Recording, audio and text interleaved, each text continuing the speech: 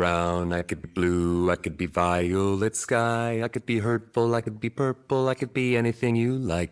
I could be brown, I could be blue, I could be violet sky, I could be hurtful, I could be purple, I could be anything you like. I could be brown, I could be blue, I could be violet sky, I could be hurtful, I could be purple, I could be anything you like. I could be brown, I could be blue, I could be violet sky, I could be hurtful, I could be purple, I could be anything you like. I could be brown, I could be blue, I could be violet sky, I could be hurtful, I could be purple, I could be anything you like. I could be brown, I could be blue, I could be violet sky, I could be hurtful, I could be purple, I could be anything you like.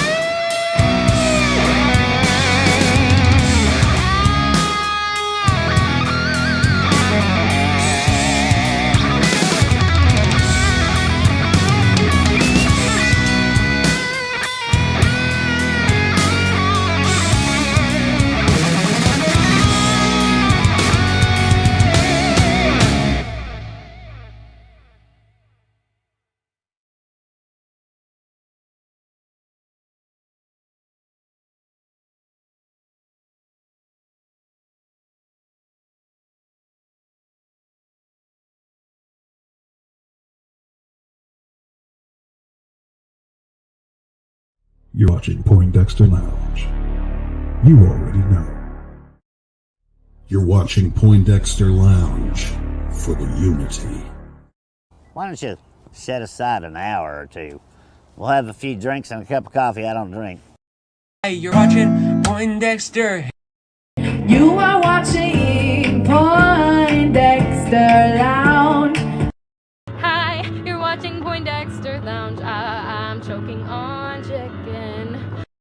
And now make the point better. This joint's clever. In the lounge with Poindexter. So Poindexter Lounge, you know that we can get it in. And now I'm headed up like I'm Led Zeppelin. Hi, you're watching Poindexter Lounge. Do you like nerd stuff? Yeah? Then you'll love this. You never know what might happen or who might show up at the lounge. I just want to thank you for being here and being my friend. It's always good to have someone you could count on, and I'm glad you're that for me. Poindexter, you're getting all excited. The Incredible Hulk will not be presented this evening.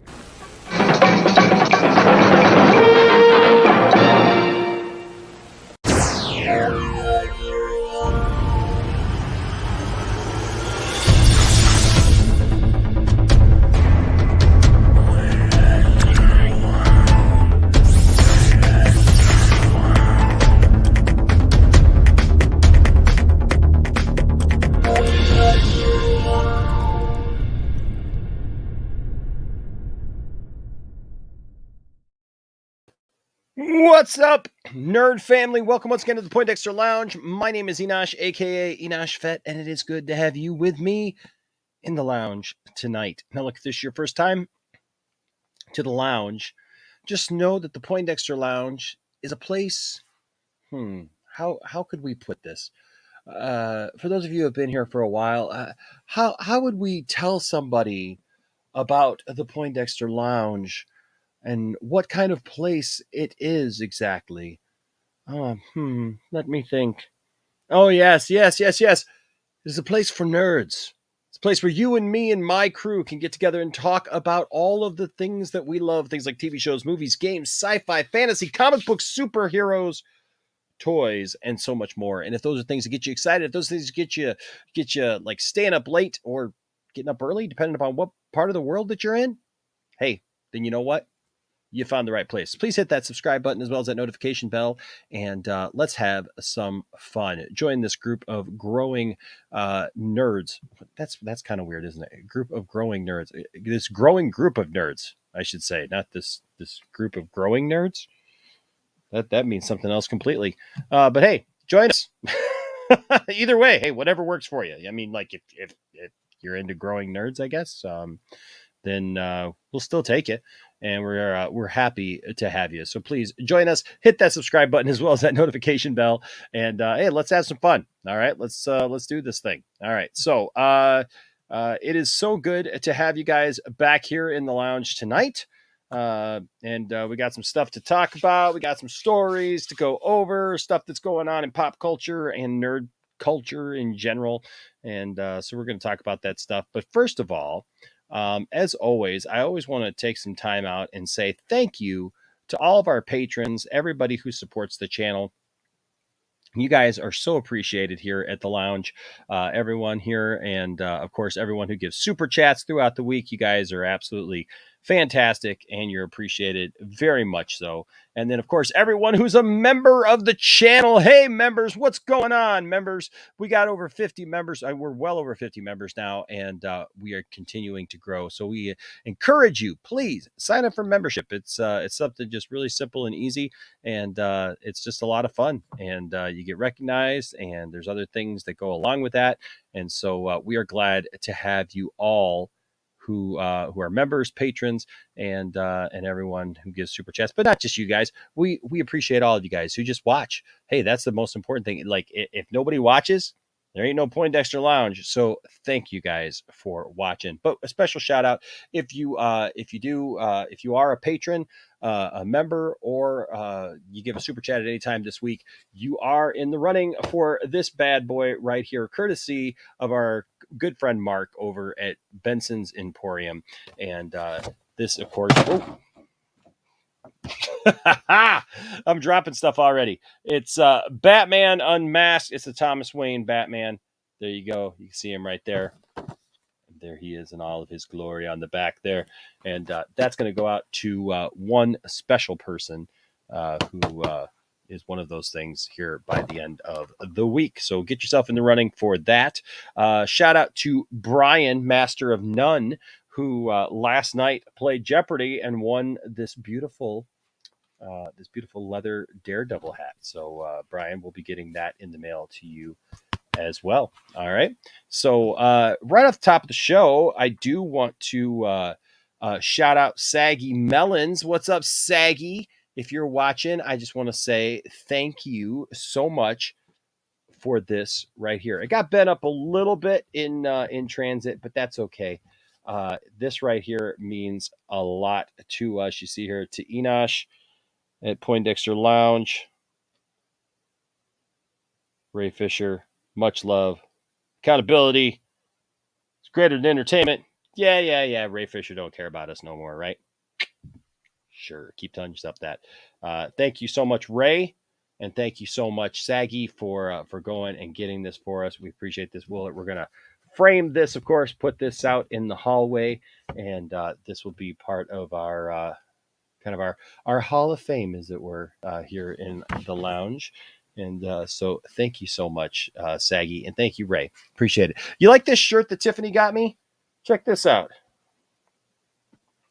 I dig this right here. It's got some Skeletor action. Summer of '83 says Eternia. Tiffany bought that for me. It was one of the things she got me for my birthday, and been enjoying that. It's really comfy too. It's really soft. I really like that. I like soft t-shirts. You like soft t-shirts? I like soft t-shirts. Couple of things real quick.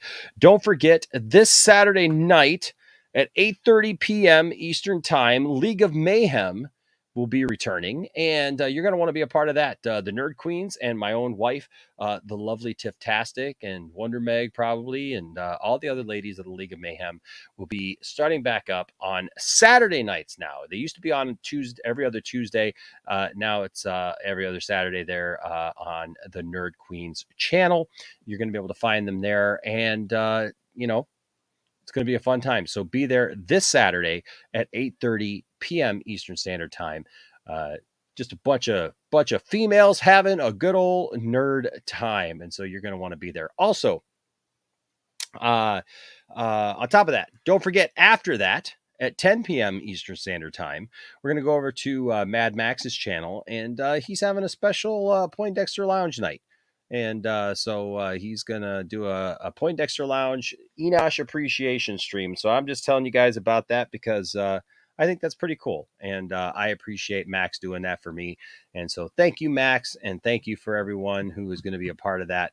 I think that's pretty cool. And so I'm always blown away by the generosity and just the love and everything that our internet family shows to us. You guys are just so great. And so thank you guys. Thank you guys for that. And I look forward to seeing who shows up over there. All right. So don't forget, Saturday night, 8:30, be over at the Nerd Queens. 10 o'clock, be over at Max's channel.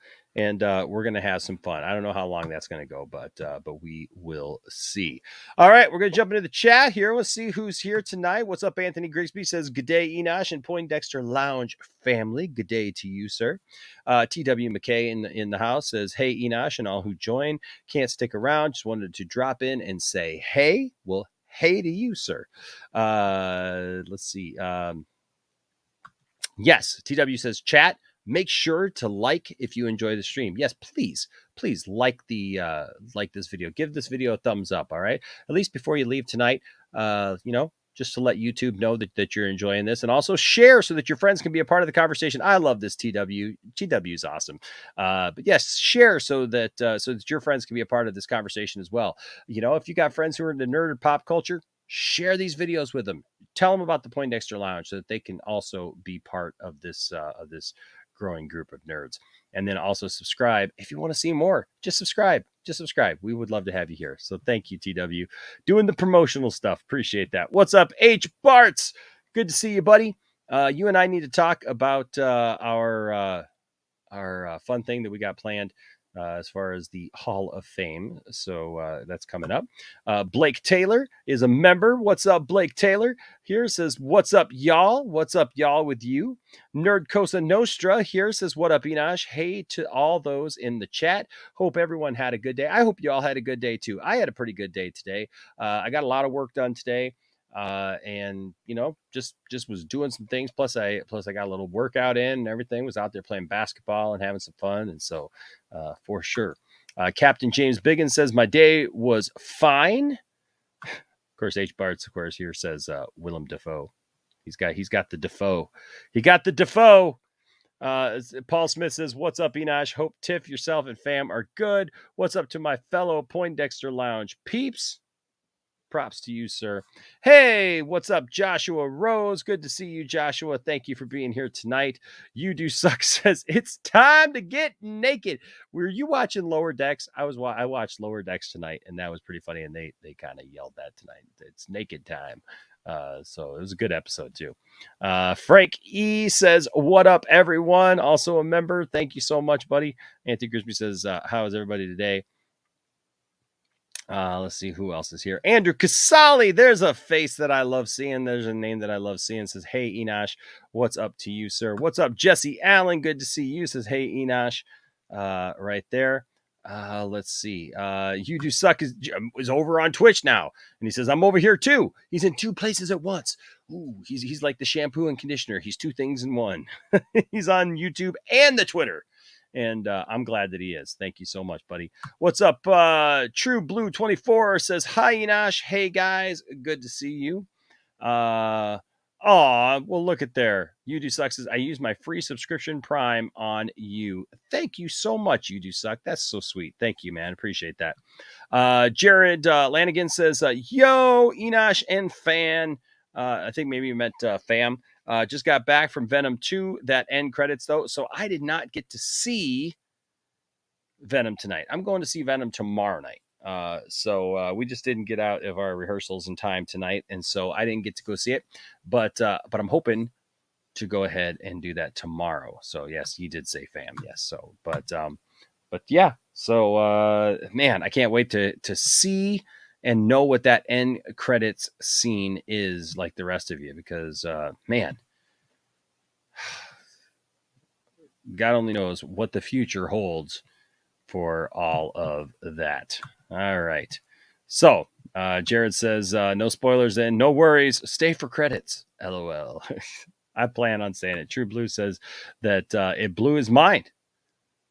True Blue says, blew my mind. So there you go. I know, right? True. Well, so it must have been good. Must have been good. Must have been good. And so I can't wait to see it too, and see exactly what happened and what's going on with that. All right, folks. Well, you know what? It's just me tonight so far. Nobody else has joined in yet, and so it's just me.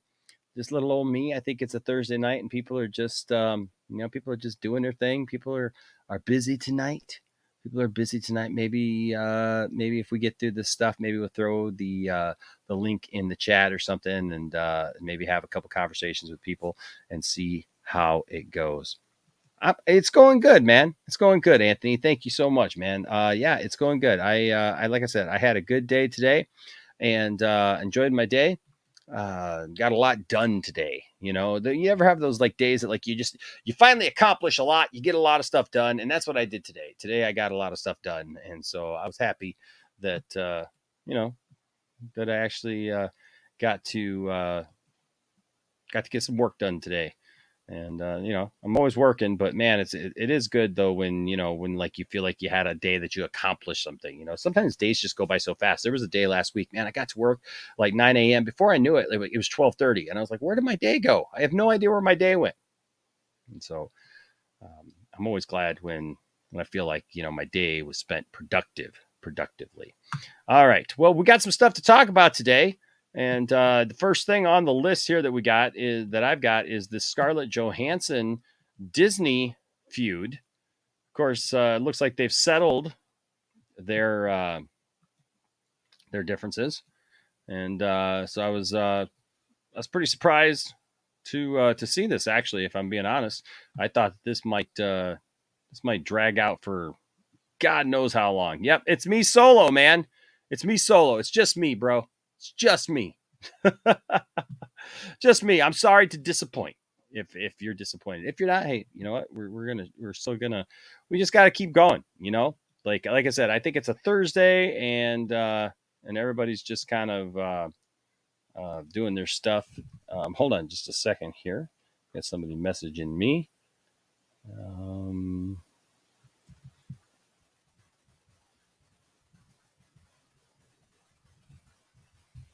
There we go. But yeah, we're just chilling. We're just chilling, having a good old time.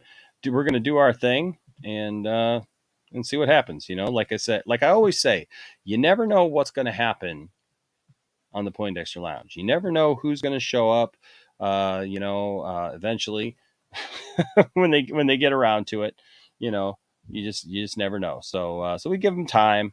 We let them do their thing, and and sometimes they're eating and they're doing whatever, and and then you got to get them in here. But I'll send out maybe a couple more invites here and see if anybody is around that wants to join. There you go.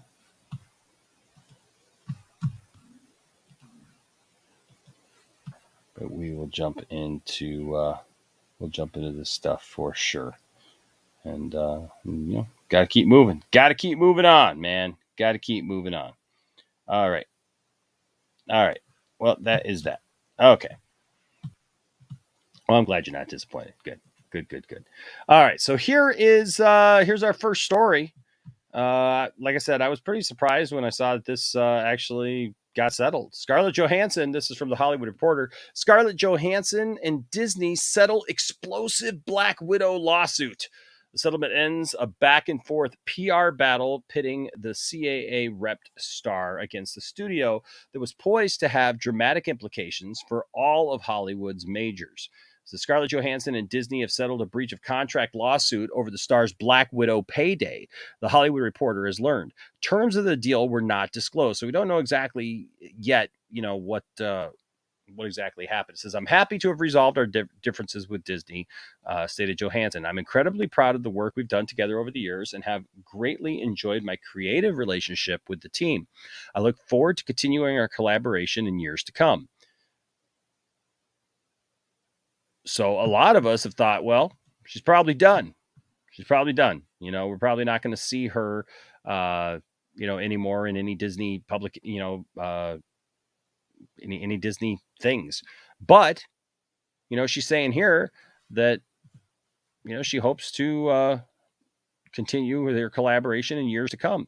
So who knows if that's more Black Widow stuff, if that's just movies in general, probably just movies in general. I mean, unless they do something crazy where they bring Black Widow back, or, maybe there's more animated stuff, we'll have to wait and see, but it is interesting that she would say that. Disney Studios, I mean, sometimes people just say that too, oh yeah, we had a great time working together, and yeah, we look forward to working together one day again, but it is what it is.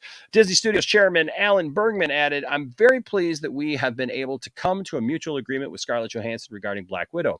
We appreciate her contributions to the Marvel Cinematic Universe and look forward to working together on a number of upcoming projects, including Disney's Tower of Terror. So she's going to be in Tower of Terror, it looks like. So they got it worked out. So if you were looking forward to seeing her in Tower of Terror, apparently that's no longer, that's no longer in flux. That's something that she's definitely going to be able to do. So, so they appreciate her contributions to the Marvel Cinematic Universe and look forward to working together on a number of upcoming projects, including Disney's Tower of Terror. So hopefully they got it all worked out. The explosive suit filed by the actress in July in Los Angeles Superior Court claimed that the studio sacrificed the film's box office potential in order to grow its fledgling Disney Plus streaming service. Disney countered that Johansson was paid $20 million for the film. Yeah, that's a pretty decent payday. I mean, I always talk about this, that like the money's got to go somewhere, right? So, that's the weird thing about these deals. Because you look at that on the outside and you think, well, my goodness, she made $20 million. That's a lot of money. That's a lot of money for acting in a movie. The thing is, though, is that they're going to make a whole lot more than that money, over the time of that movie being out. So, so her deal was contingent on all those things, all those particulars that come down the pipe, and what she's going to get paid later on, and the residuals and all those things. So it's kind of interesting, because it's like I always, I relate it to sports, right? A lot of people will complain about it and say, well, can you believe these baseball players, for example, they're making, $24 million a year or whatever, and yeah, it's true. And I see people say, well, in the bigger scheme of things, it's horrible, given the teachers aren't making, a lot of money, and the teachers have to, dip into their own pockets and stuff to be able to buy school supplies and stuff like that for their classrooms and stuff. And I agree. I absolutely agree with that. The flip side of that is the fact that those star players, they're making that much money, but they're going to be bringing in a lot of money, right? So the team is going to make a lot of money, and that the profits of that got to go somewhere, right? So it's either going to go to people who are responsible for bringing people in and bringing in more money, or it's just going to go into the pockets of the people who sit in the offices, the executives, and the people who, make the hand, do the handshakes and, write out the deals and stuff. And so somebody's going to get paid. It might as well be the people who are actually working on the thing. And so with actresses and actors, it's the same thing. It's the exact same thing. Somebody's going to have to get paid. And so, with this, you can look at it on the outside and go, well, she made $20 million, but what else is there that's going to be made? And who's that money going to go to? So Disney's just going to line its pockets with the additional money.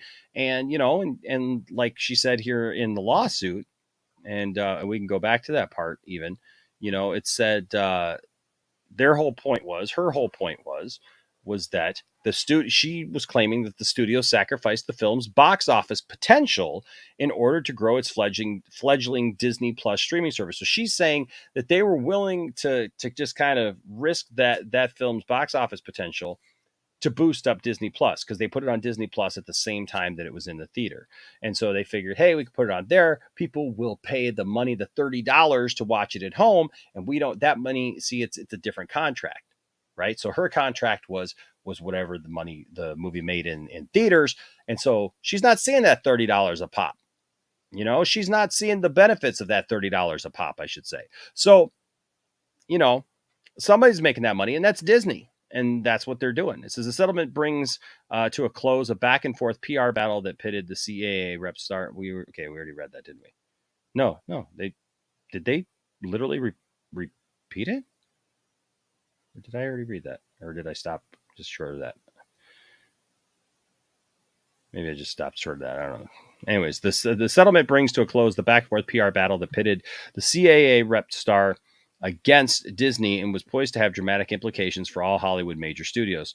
Johansson's cause received support in the industry with talent and executives, including Jamie Lee Curtis, Marvel's WandaVision star Elizabeth Olsen, and mogul Jason Blum, speaking out on her behalf. At the time of the complaint, a Disney spokesperson said, in part, the lawsuit is especially sad and distressing in its callous disregard for the horrific and prolonged global effects of the COVID-19 pandemic. CAA co-chairman Brian Lord shot back that Disney shamelessly and falsely accused Ms. Johansson of being insensitive to the global COVID pandemic in an attempt to make her appear to be someone they, and I know she isn't. That doesn't that sound like Disney? So I wonder, I keep hearing, it feels like I'm in the Enosh verse. Hey, this is where we are. Yeah, that's right. We got to keep it rolling, man. I guess everybody's busy tonight. Everybody was telling me they're either sick, they're off doing something else, they got stuff going on in the morning. So you got me. But that's interesting though, because here they tried to pit it against her and tried to make her out like she didn't care about the situation going on in the world with the pandemic. But that wasn't the point. The point is they're going to make their money. Isn't it interesting?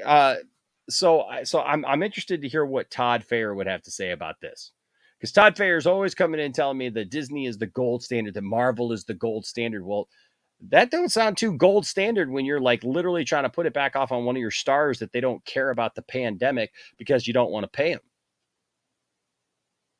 That ain't so gold standard. And I'm not saying that just to be cheeky, because I mean, we laugh about that, that like that's his comment all the time is that, that. So I'm curious, like, how is that the gold standard then? When literally you have other people like Elizabeth Olsen, who's part of the MCU, you got Jamie Lee Curtis, who's been in the industry for a long time. You got Jason Blum, who is an executive in the industry from Blumhouse Productions. They do horror movies and, and all those things. And so to try to pit that back off on her, just like, Scarlett Johansson doesn't care about the COVID situation. Wow. So Brian Lord shot back that Disney shamelessly and falsely accused Ms. Johansson of being insensitive to the global COVID pandemic in an attempt to make her appear to be someone that they and I know she isn't. In her complaint, Johansson said the Marvel tentpole had been guaranteed an exclusive theatrical release when she signed her deal. She alleged that her contract was breached when the film was simultaneously released on Disney Plus. Now, we've talked about this a lot here on the channel, right? We've talked about this a lot, that these people, they sign deals up front. This is what they plan on. You know, they get so much money on the back end because of it. And we just talked about that. So obviously they breached their contract. They didn't fulfill their role. And Music Man, you're right. You're absolutely right. It's not. I don't think that they're the gold standard. I think everybody loves something different, and that's fine. And I don't want to pick on Todd because Todd's a good friend of the channel. But everybody's got their own opinion. But my opinion is just one that, I think any studio has issues, and I think any studio has problems that they have to,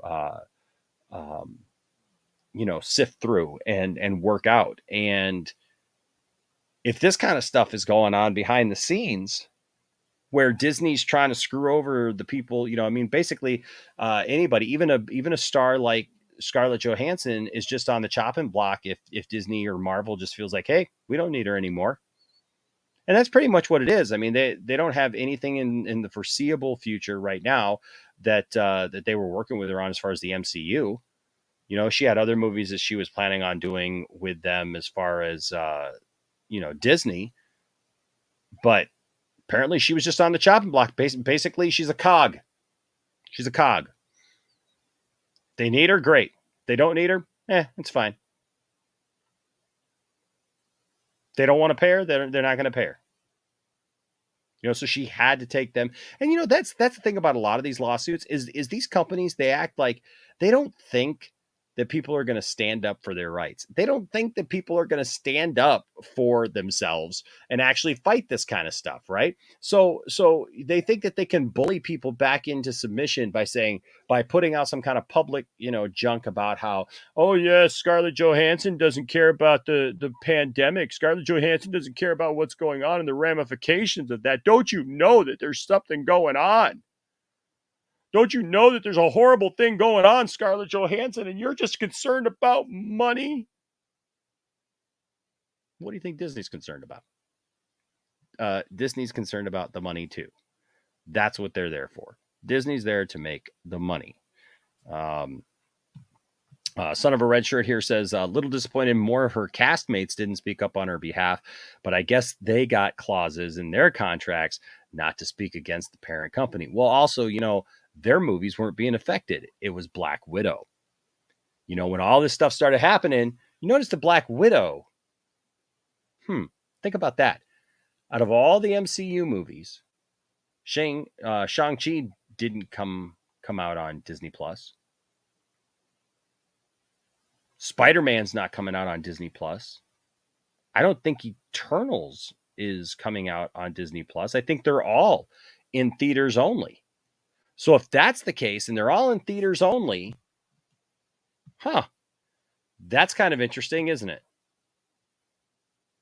They just put her movie, a movie that people have been waiting for a long time, a movie that people have been wanting to see for a long, long time. I've wanted to see the Black Widow movie. Look, I know that we joke a lot about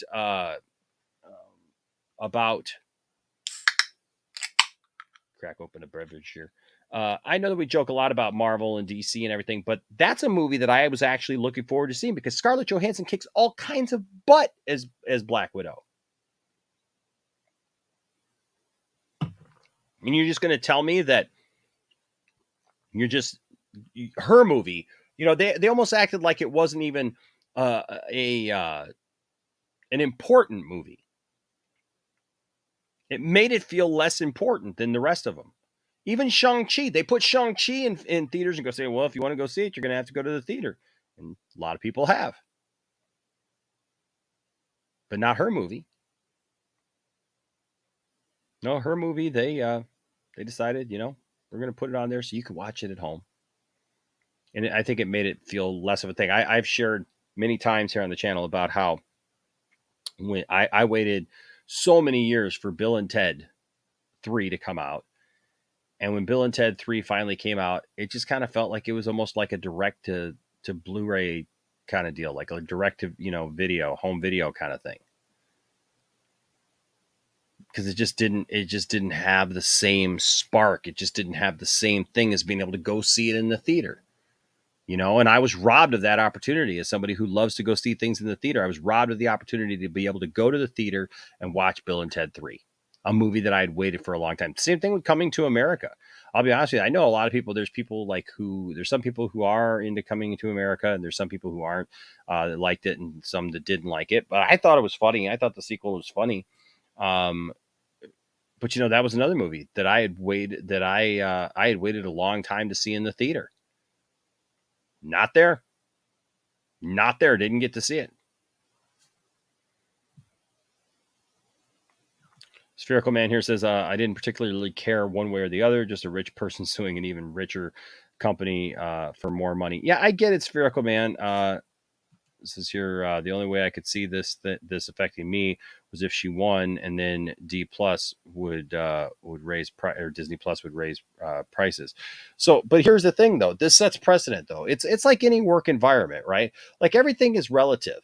Everything is relative. So think about your job and think about you agree to go into work every day for a certain amount of money, right? If your salary and how much you're making, you agree to go in for that amount of money. If you if you have a bonus structure, anybody who's ever had a bonus structure, and I used to have a job at FedEx where I had a bonus structure, and you always felt like you were fighting the company that you worked for something that they agreed was yours. And I worked for FedEx, man. They made billions of dollars. But I always felt like I was fighting for my nickel and dime. And I get it. It can seem like, well, she's making millions of dollars. They're making millions of dollars. But there's millions of dollars to go around. So it's all relative. It's all relative at that point. So the point is that then it comes down to the ethical idea behind it. It's no longer about the zeros at the end of that contract. It's the fact that she has a contract. And that's what You Do Sucks says here. It says she had a contract. Disney broke it. She had to fight it. So, it definitely is a story that stands up, that you got to know, like if it happened to you, maybe we're talking thousands of dollars versus millions of dollars, but it's all relative. It's all relative. Right is right and wrong is wrong. This man says, I get that. Goes on to say, so she had been guaranteed an exclusive theatrical release when she signed her deal, but she alleged that her contract was breached when the film was simultaneously released on Disney Plus. As the coronavirus pandemic wreaked havoc on Hollywood over the past 18 months, Black Widow was one of many big budget movies, also including Warner Brothers' Wonder Woman 84, Disney's Cruella, and Jungle Cruise, that bowed simultaneously on streaming and in theaters. But to date, Johansson is the only major movie star to sue. It says, why would Disney forego hundreds of millions of dollars in box office receipts by releasing the picture in theaters at a time when it knew the theatrical market was weak, rather than waiting a few months for that market to recover? The complaint asked on information and belief. The decision to do so was made at least in part because Disney saw the opportunity to promote its flagship subscription service using the picture and Miss Johansson, thereby attracting new paying monthly subscribers, retaining existing ones, and establishing Disney Plus as a must-have service in an increasingly competitive marketplace. Black Widow, which has earned $379 million at the worldwide box office to date, debuted at the same time in theaters and on Disney Plus Premier Access for an additional $30. But in what was viewed by rival studio executives as a major miscalculation, Disney boasted on July 11th that Black Widow earned $60 million via Disney Plus Premier Access. opening the door for a fierce clash. After all, Johansson had been considering litigation for several months, says a source familiar with the suit. Until the afternoon of July 28th, she believed Disney would make an offer that she wouldn't have to file a suit. But Disney stayed in the mode of let's keep talking, the source adds. Johansson was particularly incensed by the announcement, which pleased Wall Street, but not the talent and representation community. So you see that when they're trying to please, when they're trying to please shareholders, but they're not trying to please the talent that makes the movies, you're going to lose the talent. You know, when you're not treating your talent correctly. And so there's the man. So I didn't see Venom. Tonight. I'm going to actually go see Venom tomorrow night, and then I will be reporting on that. Blake here says there's just something different about theater experiences. That's why movies that get hyped up should go straight to the movies, while movies that are feel-good movies should go to streaming. Like if you can get away with it, you can, you know. Todd says Feige, Venom was average. So I'm interested, Todd. I'm interested to hear what you have to say about this. I don't know if you were in here earlier, but I actually brought you up because, you know, this whole deal with Scarlett Johansson, it's kind of interesting, isn't it? That the MCU, how can they be the gold standard if they treat their actors like commodities that can just be like dumped at a moment's notice? How are they the gold standard if they're just willing to drop people and screw over their own actors that they don't feel that they need anymore right now until the time comes? So like they boasted this $60 million in profit, which made all of their, you know, shareholders super happy. But they didn't want to give portions of that to the talent, to the people who made the movies. And they realized, I mean, and that was the whole thing, is you start throwing, you know, a $30 subscription, you know, on there on top of the money that you pay already for Disney Plus. That's free money. That doesn't have to go anywhere. And they thought they could get away with it. They really thought they could get away with it. And it doesn't look like they got away with it, does it? Because somebody stood up for themselves. Good for Scarlett. Good for Scarlett standing up for herself. It says she thought that she was going to have to do it. She tried not to have to do it, but they just didn't, you know, they just kept wanting to jerk her around.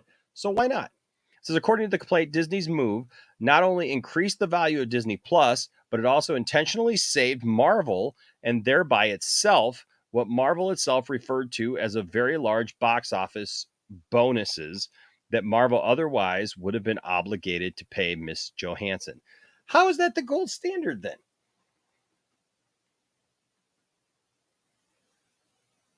Sounds like a bunch of greedy people to me.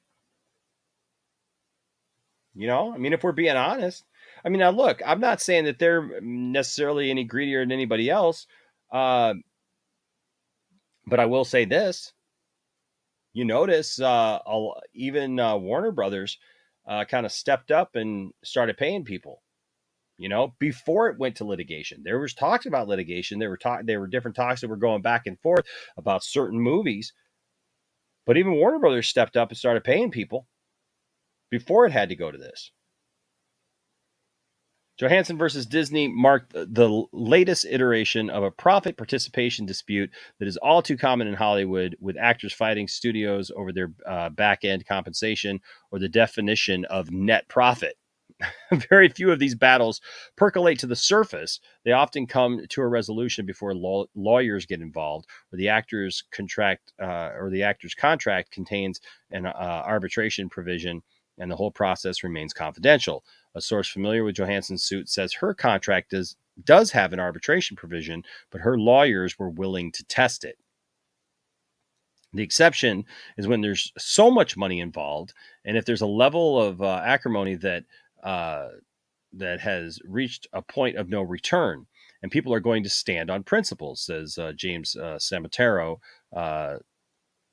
Attorney James Samatero tells The Hollywood Reporter. That statement by Disney confirmed the latter, but it still is a shocking statement to make, to paint someone as being insensitive and playing the whole "you're so out of touch" card. You could probably make the same argument about Disney. Yeah, you've been generating millions, if not billions, during the pandemic. Yeah, so I mean, they're over here pointing the finger over here at Scarlett, saying, "Oh, Scarlett doesn't care about the pandemic. Scarlett doesn't care. Scarlett doesn't care. Scarlett doesn't care."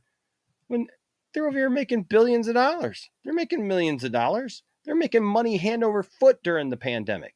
They've got their streaming service. They've got people on they're not, notice they didn't give us any deals.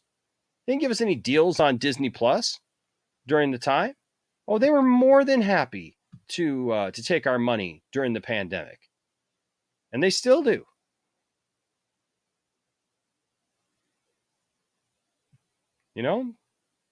They're still gonna take our money during the pandemic. So what are you gonna do? But they tried to act like Scarlett Johansson somehow, was just like, she doesn't care about the pandemic. Yeah, I'm seeing I'm going to see Venom tomorrow. Yeah, I was going to try to go tonight, but we didn't get out in time to be able to go tonight, Pelican. And I agree. Dune is one of those movies that, like, even though I don't know a lot about Dune, I'm aware of Dune. I am aware of like what Dune entails, and so absolutely, I want to go see it in the theaters. This is gold standard, LOL. Yep. Yeah, fool's gold standard. That's what it feels like. What's up, Rhea? Yes, Rhea says, hey, smash that like button. Absolutely, smash that like button, guys. Margot E here says Shang-Chi was the experiment of 45 days in theaters. The whole day and date was due to the pandemic. Warner decided all films, day and date, Disney more flexible. Other actors saw how this looked to the public. So, yeah, I like Blake here says, I'm happy for Scarlett. I'm happy that she challenged this because somebody needed to, because it looks like they were just going to sit there and just take all the money. They're going to take all the money they could and see what they could get away with not having to pay Scarlett. In the wake of Johansson's suit, more than a handful of other A-listers were said to be considering filing similar suits. Jungle Cruise star Dwayne Johnson was not one of them, given that he has a different compensation structure than Johansson. But that has not come to fruition yet. Cruella's Emma Stone closed the deal 2 weeks after Johansson's suit to star in a sequel of Disney's live-action film, offering a sign that Disney was working to secure and mollify talent amid the charged atmosphere. So basically, Disney created this whole, issue. Disney created this whole tension with everybody, and then was like, "Oh well, we're working on it. We're gonna fix it, But they created it, and don't think for a second they didn't know what they were doing. They knew what they were doing. They absolutely knew what they were doing. They were just trying to see if they could get away with it, because that's what they do. That's what these larger companies do. They're going to try to see what they can get away with. Says, while Disney has faced criticism for its handling of talent deals during the pandemic, Warner Media took a different approach by proactively doling out as much as $200 million to pay a long list of stars whose Warner Brothers films were simultaneously opening in theaters and on its HBO Max streaming service, including Patty Jenkins, Gal Gadot, and Will Smith. So look, Warner Brothers, they've screwed up a bunch of other things, okay? And they lost Christopher Nolan. They lost Zack Snyder. They lost a bunch of other people. But, they did go out of their way at the beginning of the, of movies kind of coming back a little bit last Christmas to pay Patty Jenkins, Gal Gadot, Will Smith, others, to try to dole out some cash. I think with all this, it's a little too little too late. And there's no way to predict things. There's no way to know what things are going to come about and what things aren't going to come about. But, they did it. Johansson is represented by Castlewitz's partner, John Berlinski, while Daniel Petruccelli has been repping Disney. So there you go. So they were able to work it out. They came to an agreement. They came to a deal, and looks like we'll be seeing Scarlett Johansson now in other Disney movies. I don't know if she's going to come back to the MCU. I'd love to see her in the MCU again.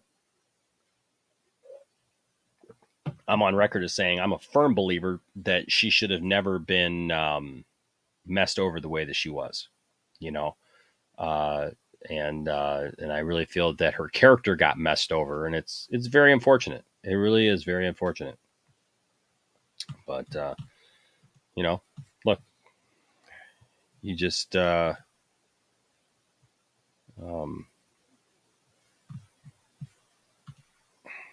you just got to look at it, for what it is. And I hope that she's happy with what she got. And I hope that this all kidding aside, I do hope that this sets a standard. Okay. I hope that this does set a standard for Disney, that they don't just try to screw over people, that they don't continue to try to just screw over people that they think they can screw over, just for the sake of it, like, cause we can get away with it, but I'm glad that they figured it out. I'm glad that they figured it out, and they'll move on. They'll move on from here. So something else that I thought was interesting that's in the news right now. Sam Raimi, is making Doctor Strange 2, and of course he made the Spider-Man movies. And here's another Hollywood Reporter article. This is Sam Raimi nearly turned down Doctor Strange 2 over lingering scars from Spider-Man 3. More trouble in Marvel camps. It says, I didn't think that I would be doing another superhero movie. It just happened, says the director. I love Raimi. He's from Michigan. He filmed Evil Dead, and a lot of Evil Dead was actually filmed here in Michigan. A lot of great stuff from here, right here in Michigan. So I'm glad that he's coming back. I'm glad that he's doing something else, and that he's not allowing this to just get to him. But it says Sam Raimi was so shell shocked by the negative reaction to Spider-Man 3 that he nearly did not get back in the superhero saddle to direct Doctor Strange in the Multiverse of Madness. In a recent interview with Collider, the Evil Dead mastermind, who also brought Spider-Man to the big screen in 2002 in the 2002 smash that helped pave the way for the Marvel Cinematic Universe. I guess it paved the way. I mean, it was a Marvel movie. I don't know that it paved the way for the Marvel Cinematic Universe. The Marvel Cinematic Universe was much later down the line, and really doesn't have anything to do with this. So I don't know. It might have a lot more to do with it come December. If Tobey Maguire ends up being in it, but we'll see. He said that he never planned on making another superhero film after the venom, no pun, spewed over 2007's Spider-Man 3. After the venom that spewed over 2007 Spider-Man 3. He says, I didn't know that I could face it again because it was so awful, having been the director of Spider-Man 3, Raimi said. The internet was getting revved up and people disliked that movie, and they sure let me know about it. So it was difficult to take back on.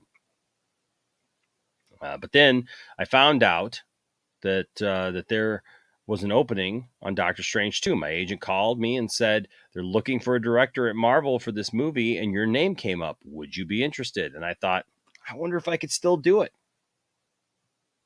It's kind of cool to know that that's how that happened. It says, while his first two Spider-Man films were beloved by the fans, I mean, look, the second one, man, is darn near as perfect as you're going to get for a superhero movie.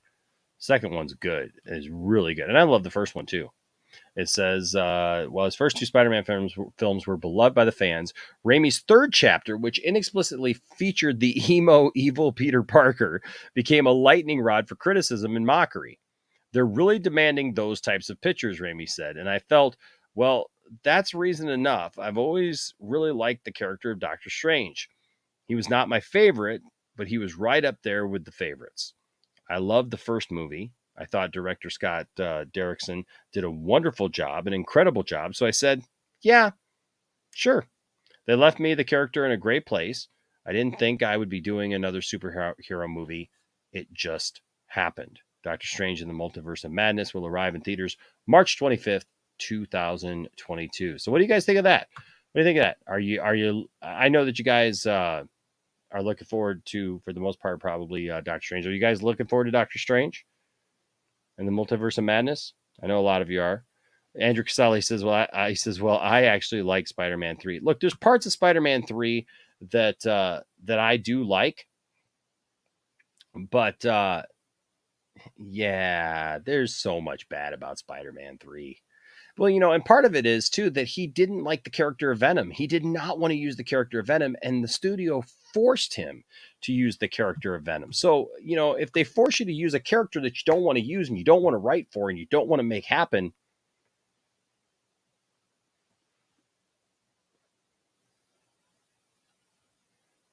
what are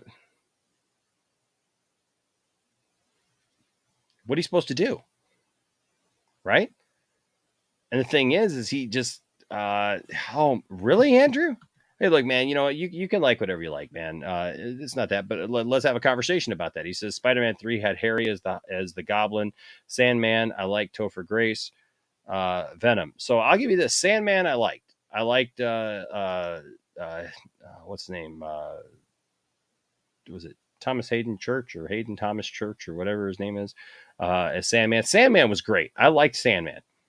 Man, Harry as the whatever kind of goblin that was. I don't even know what kind of goblin. What was that? The skater goblin? I mean, he almost looked like the X Games goblin. He didn't look anything like any kind of goblin, which I'm really surprised at because man, Raimi gets it. Raimi was such a huge fan of that stuff. And what they turned Harry into was not the Hobgoblin. It just wasn't the Hobgoblin at all. And so I don't know what in the world that was. But Topher Grace? Yeah, I don't know, man. Topher Grace just did not do it for me as far as Venom. I mean, like I did not see Topher Grace as Eddie Brock at all. He didn't fit the yeah, Hugh Suck says, yeah, he was the Tony Hawk Goblin.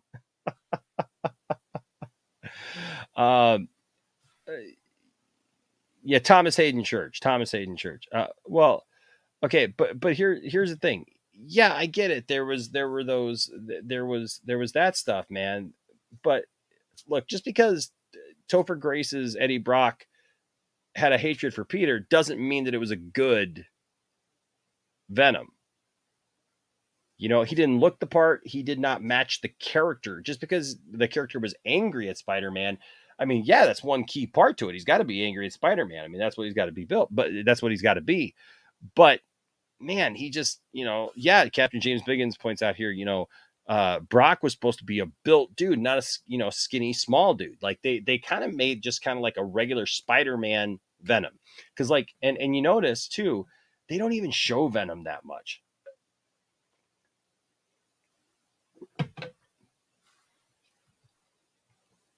They just don't show Venom that much. They don't show him that much in the movie full on because the design just didn't look good. Now, the black suit was awesome.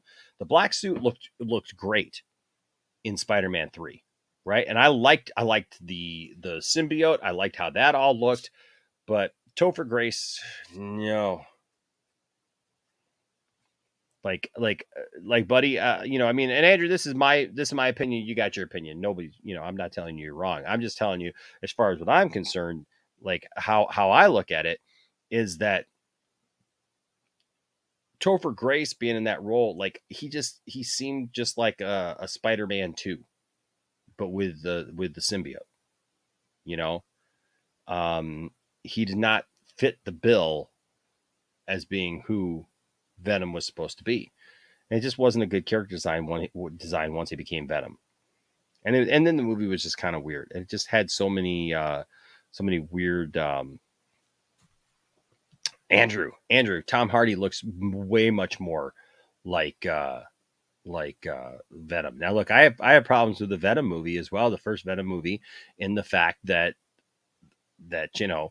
Spider-Man's not in it, so we don't get to see the hatred that he's supposedly supposed to have, for Spider-Man. So there's a whole different thing. But as far as character design, as far as like size and as far as like the attitude and the interaction between Venom and Brock, I mean, there's no interaction really between Venom and Brock in Spider-Man 3. There was no distinction between the two. It was all just Eddie Brock.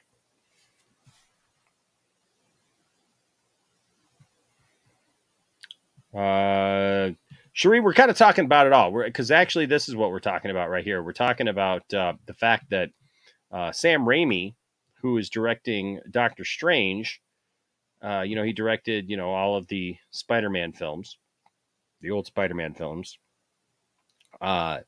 He didn't think that he was going to ever come back because of the hatred for Spider-Man 3. And I mean, so obviously, Andrew, it's not just me, it's not just others. I mean, there's a lot of people who have an issue, issue with Spider-Man 3, because it just was what it was, man. I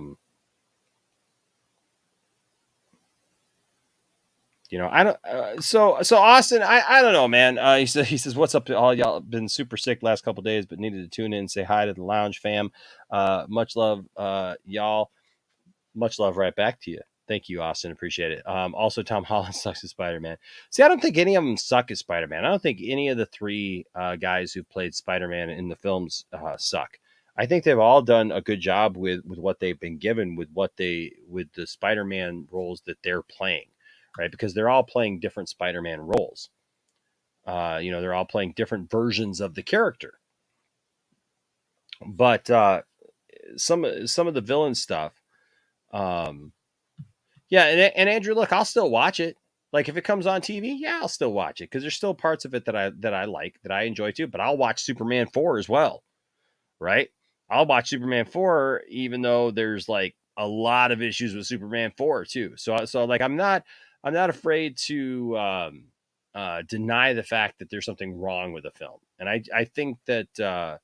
I do think that there's a lot wrong with Spider-Man 3, especially with how good Spider-Man 1 and 2 is. If Spider-Man 1 and 2 were just like, just kind of like iffy or whatever, then, you could look at 3 and go, yeah, but the whole series is kind of like that. Spider-Man 2, like I said, is heralded by a lot of people as like almost perfect. I mean, almost perfect. And if that's the case, right? You look at Spider-Man 3 compared to it, it's not quite right there. But hey, Sam Raimi's coming back, Michigan guy, like I said, he's coming back. He's going to be doing Doctor Strange and Multiverse of Madness. I can't wait to see it. I'm looking forward to seeing it. For sure. Spherical Man here says, I could have done without Venom in Spider-Man 3. I understood where Raimi was coming from for that movie because they forced him to put Venom in it. Yeah, and that's kind of the thing, is they forced him to put Venom in it. So, that's kind of what he did. Let's see. Blake says, people blame the actor for the wrongdoing in the movies, but they can only do what they're told to do. As for Tom Holland, he's awesome. See, everybody's got a different opinion. Andrew here says, I thought having Venom in Spider-Man was, in my opinion, good, because after Green Goblin and Doc Ock, what big villain can Peter take next? Well, there's a lot. There's actually a lot of different villains, man. I mean, look, they're famously, Raimi talked about how he wanted to do Vulture. You know, now I saw something that was weird this week with John Malkovich, that apparently John Malkovich was approached to play the role of Green Goblin instead of Willem Dafoe for the first movie. But I always thought that John Malkovich would have made a great Vulture. He looks the part. He looks like the Vulture, you know. So I mean, but there was Vulture. You know, man, you had Sandman in there. You didn't have to put that many villains in it. I guess is what I'm saying. You didn't have to have all those people in it. Yeah, you do suck. Well, that was the thing, was there was all this talk about how, and I think he was approached to play the Vulture in part 3, or they actually talked about a part 4 for the longest time, that there was going to be the Vulture and the Vulturess. Do you remember that? What's her name, who ended up playing Catwoman, was apparent in the Dark Knight series. Anne Hathaway was actually approached to be the Vulturess along with him. But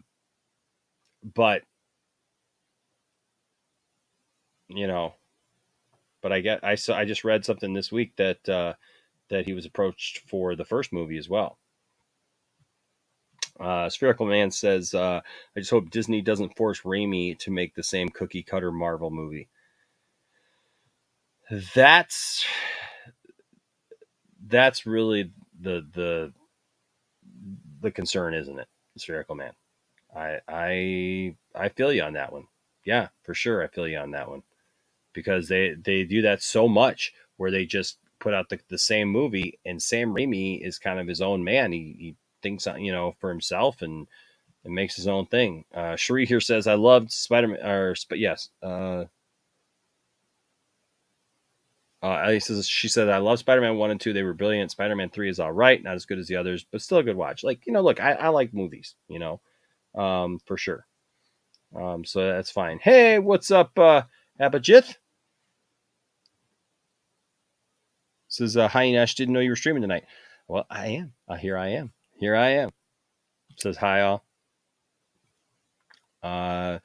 Andrew says, because Green Goblin, Doc Ock, and Venom are 3 of Spidey's biggest villains. Well, look, Venom is now, but I mean, there were a lot bigger ones. Before Venom. Now, I would consider Venom, like you're saying right here, he's one of Spidey's biggest villains. But there are a lot of other villains that they could have brought into it, and it would have been just fine for Spider-Man 3. But Raimi doesn't like Venom, so why force him to do it? I think that's really the point. Oops. Let's go back here. Jumped around a little bit. Did I call Music Man You Do Suck? Maybe I did. Oh yeah, I think I did. Yep, that was Music Man's. I thought it was Vulture. Sorry about that. This thing keeps jumping. So, cookie cutter Marvel movie. It'll be.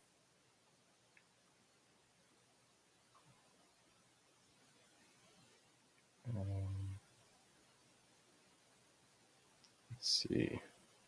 Nova Joe, what's up? Nova Joe says Vulture was part 4 Spider-Man, yes, and no Venom was not needed in Spider-Man 3, especially if they weren't going serious on Eddie Brock, and Black Suit was not needed. Yeah, no, I agree with that. I agree with that. Although I do as much as I don't like Venom in Spider-Man 3, I like the Black Suit in Spider-Man 3. I think the Black Suit looks really cool in Spider-Man 3. So it's, I don't know. So I kind of go back and forth on that, because I don't like the character of Venom, and I don't like Eddie Brock in Spider-Man 3, but that black suit is pretty tight. That black suit is pretty nice. Andrew says, heck, I could see Tobey Maguire take Carnage, played by maybe Jim Carrey. Ooh, I don't know about that, man. I think that would have been like so far over the top. Can you imagine Jim Carrey as Carnage? That might have just been kind of over the top, but who knows? Raimi was more of an older Spider-Man comic fan. Yep.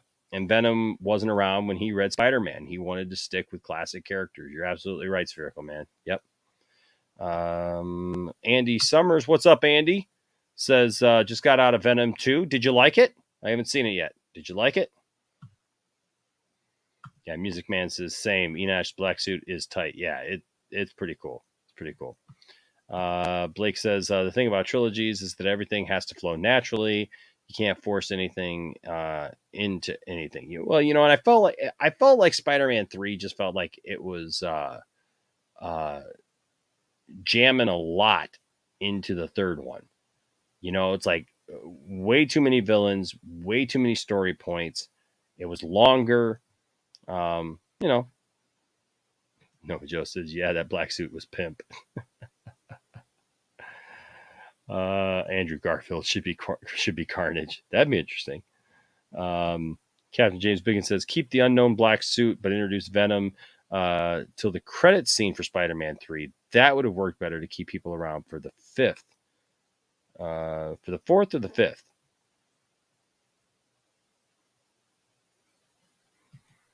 Hey, Andrew, I'm glad, man. I'm glad that you like it. I know like I said, the first two I think are great. I think the first two movies are just about the best Spider-Man movie you're ever going to get. I just don't think that the third one flows. Okay, that's what I thought you meant, Captain James. I just don't think that the say, Jim, that is one bad outfit. Yeah, I just don't. Hey, we just don't agree on that, and that's fine. That's fine, man. We don't have to agree on it, man. It's all good,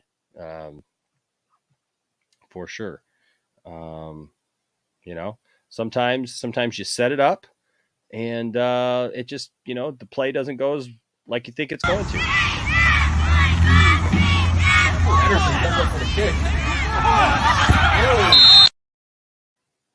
You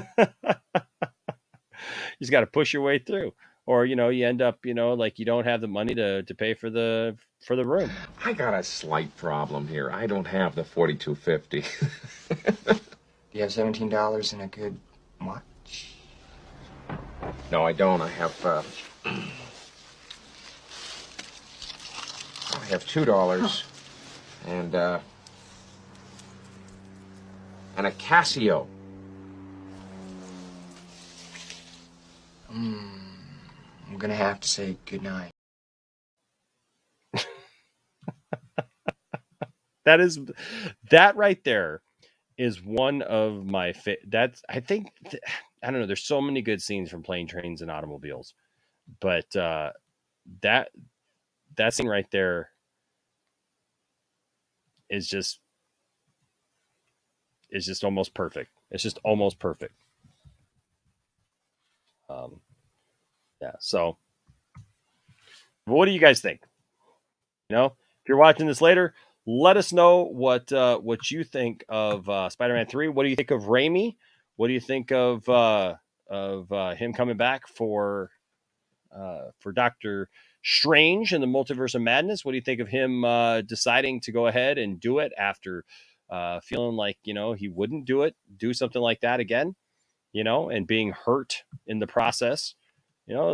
People I think sometimes forget that that so much goes into making these movies. It's so much part of their it's their creativity, and it's like having a baby. It's like having a child sometimes, and I think that just like with Zack Snyder's Justice League, for example, right? That's why it meant so much, because obviously Zack went through the loss of a child, but then when you're going through losing your movie as well, that's something I know as a creator myself of different things, that can really get to you. And so not all creators are take their art as seriously as somebody like Sam Raimi. You see, the guys in charge of this stuff lack creativity and are completely out of ideas. So a lot of times that's what we're dealing with. But Andy Summers says the best part of the movie was the post-credits scene. Hey, if Toby is in No Way Home, they could spawn Spider-Man 4 from it. Dude, so hey man, like, look, I love Toby, but his time is come and gone. I don't think that I just don't think, man, that if even if Toby's in this movie, I think it's just gonna just be a hey, we're coming back, to do this, and that's cool. I think that's really, really cool. But I don't think we're gonna get a Spider-Man 4 from this. I don't think that's gonna be the I don't think that's going to be the end game, no pun intended, of that. Is to get that. Toby is 75 years old. I mean, no, he's still pretty young, but yeah, no. Andrew says time has come and gone. What? It can be an older Peter Parker like Spider-Verse. Yeah, but I just don't feel that they're going to do that now. Now that they've got Tom Holland, they want to tell that story. And look, Toby and Andrew can be a part of that story from different universes, but I don't see them going back and making movies based on those characters. You make a team up movie in the Spider-Verse, yes, but I just don't see I don't see them doing that. Yeah, I agree with well, Andrew, don't take it that way, man. We're having a conversation here, bro. We're having a conversation. You say your piece, I say my piece. That's how it works, man. I'm not telling you what to think, bro. Remember, we've had that conversation before. I'm not that guy. I don't tell you what to think. Remember, I respect what you think. I just don't feel that same way. But I do agree with Music Man. I love Toby, but I don't think that I need another movie with Toby. Right. And I love the fact that I love the fact that you love Tobey Maguire's Spider-Man. I love the fact that you are passionate about that and that you want to see it, man. And, I just don't see it happening. But who knows? I could be wrong, man. I could be wrong. H. Bartz here says the Enosh News Network. Yes, the Enosh News Network, brought to you by Poindexter Lounge. Todd Fair. Hey, what's up, Todd? With a $20 super chat. Thank you, Todd. Appreciate it. Says, as Bret Hart says, Bret Hart didn't say Kevin Feige is that. As Todd says, as Bret Hart says, Kevin Feige is the best there is, the best there was, and the best there ever will be.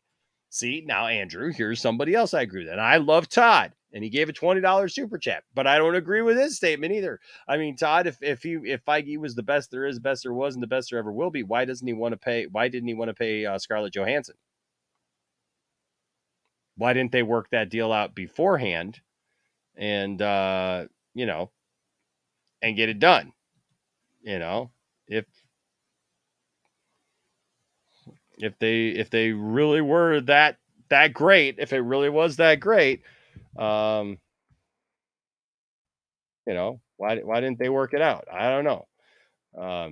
But look, I like the Marvel movies too, right? So again, just like with Todd, just like with Andrew there, I love the Marvel movies. I do like them. I don't think that they are the end all be all that Todd thinks they are, but you know what? I support Todd. I like Todd, and I like his enthusiasm for what he loves. And I think that that's the important part, is that we be enthusiastic about the things we love. Andrew, I love your enthusiasm about Toby, right? For example, right? There's nothing wrong with that. And you don't have to shy away from what you like, just for anybody else. I don't expect you to shy away from what you like just because I don't see it, just because I don't agree necessarily with it. It is what it is. Hey, Enosh, sorry, I have not been around in a while, says Kenneth. This says, just read Superman 78 #2, and wow, great issue in that cliffhanger at the end. No spoilers. I haven't read it yet. I have not picked it up. I've got issue #1 right here, but I have not picked up issue #2. So I got to pick up issue number 2 for sure. Yeah, Toby's 46. Wow, he is getting up there, isn't he? He's a year older than me. North Star here says, no love for Japanese Spider-Man and his giant robot? Come on, anybody? Yeah, Andrew says, to me, Enosh, Toby is the Spidey I know and love from comics and cartoons. And that's great, man. And that really is great. And you know what? I get it, man. And so dude, I hope the best for you. Who knows? Yeah, Cherie. You know what? I sent out invites to everybody. Everybody was either sick, I think a lot of people got sick this week. I know. I mean, I don't even have a drummer for my church service this week because, and I had like 6 or 7 drummers that I had to go through, but everybody's either sick or they were doing something else or busy or whatever, and so that's kind of tonight. So it's just me. So I'm going through my stories, and then we'll see. I don't know, depending upon where we're at. I mean, we're already at almost an hour and a half. We got a couple more stories to get through. So maybe we'll open it up for some calls. We'll see here at the end. H Bart's with $2 super chat says, me and my dad and Elmo are going to see Venom at 2 p.m. Awesome, man. Awesome, bro. Tiffany and I are going tomorrow night. Tiffany and I have a kid-free weekend. Yes, all the kids are going someplace else. And so Tiffany and I have a kid-free weekend. Oh. Not going to say what that means, but yeah, it's going to be good. Just saying. It's going to be a good weekend. Yes. Oh boy is right. Woohoo! Yoo-hoo! I'm going to be walking around the house. I mean, I love my kids and everything. Don't get me wrong. But I'm going to be walking around the house like Ric Flair this weekend. Showtime! Woo! Woo! Woo! Woo! Woo! Woo! Woo! Woo! Styling and profiling.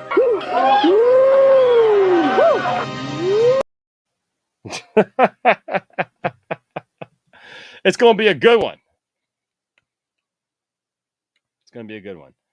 Yes, date night. Superhero time. Woo! For sure. Reyes says, H. Bart's elbow needs to join the party over here. Heck yeah! Come on over. Join the party. If you guys weren't at work, I'd send you a link.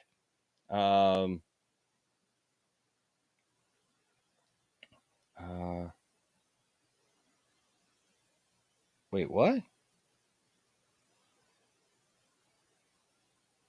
Oh, did Matt's stream die? What happened to Matt's stream?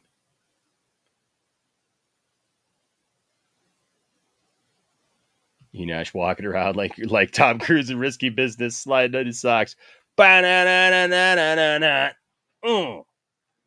Heck yeah. Things are gonna get freaky. Plane ride from hell. There might be some helicoptering going on. That's all I'm saying. It won't be lightsaber helicopters. There might be some helicoptering going on. I can neither verify nor deny it. Yeah. What happened to Jarbo's stream? Did it die? I saw that you said something about that. So, okay. So we do have more stuff. Enosh is the Terminator. Did it be back? Did he really? Huh, let me see if I can find that. Let's see.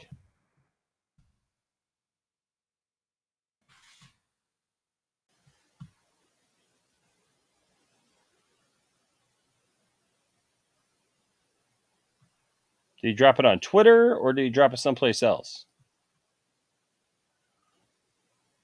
I'm seeing a lot of stuff here.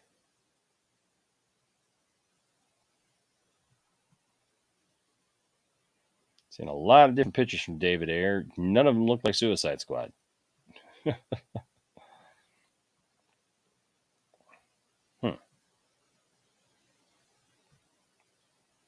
Well, I just went through a lot of different stuff, and I don't see any Suicide Squad pictures from David Ayer, but It's all right. A lot of military stuff. That's really cool. I mean, like he's in the military, and I love his enthusiasm and his support that way. All right. Well, I don't see anything there. But so we're going to move on to our next story. Oh, it's in his Instagram stories. That's why. Let's see if... that's where it didn't show up on my Instagram thing. I'm going to follow him on Instagram, but...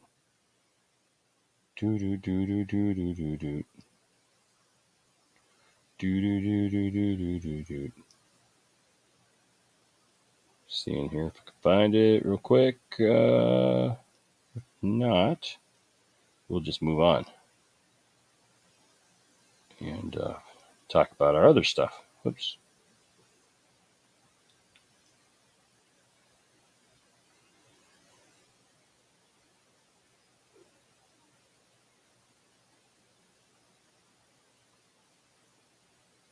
Is it that picture right there?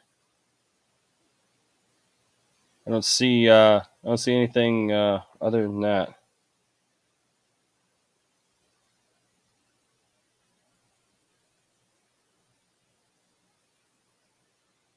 It said release the air cut. I'm not seeing anything other than that. That looks like anything from the air cut. That said release the air cut. So I'm hoping, man. I'm hoping that we I don't know what I'm missing. Or was it this? Was it this today? Was it the Joker one? Is it that one?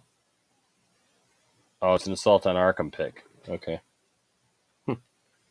Well, that's cool. That's cool. All right. Well, let's go ahead and talk about our next story. We got a couple of more here to get through. Let's see. What is our next story? What's the next one that I had up on there? There it is. Oh, yeah. So here's another old movie. Here's another movie that I'm looking forward to. Look, I love Rocky. I don't know about you, but I absolutely love Rocky. And Rocky 4 is getting a new cut. It's getting a director's cut. And I know there's people who say, why? Why should we get a Rocky director's cut? Well, first of all, because Sly Stallone is a very appreciated, director. Like he's one of these guys, man. He knows his stuff. And he definitely knows what he's doing when it comes to his movies and what he's what he's got. Yeah, Music Man here says I'm looking forward to this cut. Me too, man.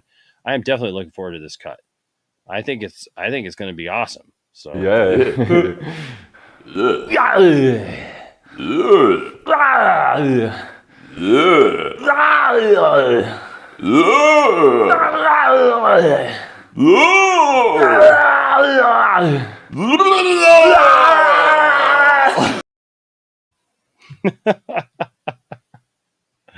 Oh, those guys are awesome. Yeah. So yeah. Yes, Paul. This is yes. Music Man says he's an unappreciated writer. He absolutely is. Hey yo. Does Drago win in this cut? I doubt it. Well, I mean, he's probably still wins the Apollo fight. But yeah, Rocky 4 with 40 more minutes of unique footage. Pass me my boxing shorts, gloves, and baby oil. I am there. Yes, Cherie. Yes, says oh Lord, WTF. H Parks with $2 super chat says Rocky 4 always felt too short. It is. It does. It does go by pretty fast. But I think it's cool that we're getting this. I mean, because I miss this. I miss that time, that period of time, man. And I tell you what, I love the Rocky films. I love the time that those capture, Kenneth here says, I liked Rambo, the fourth film, which Sly directed, and it takes place years after the third movie. The guy can direct. He can. He can. I mean, and Rocky was always his pet project, right? More 40 minutes, 40 more minutes of montage. Well, it'll just be 40 minutes, 40 more minutes.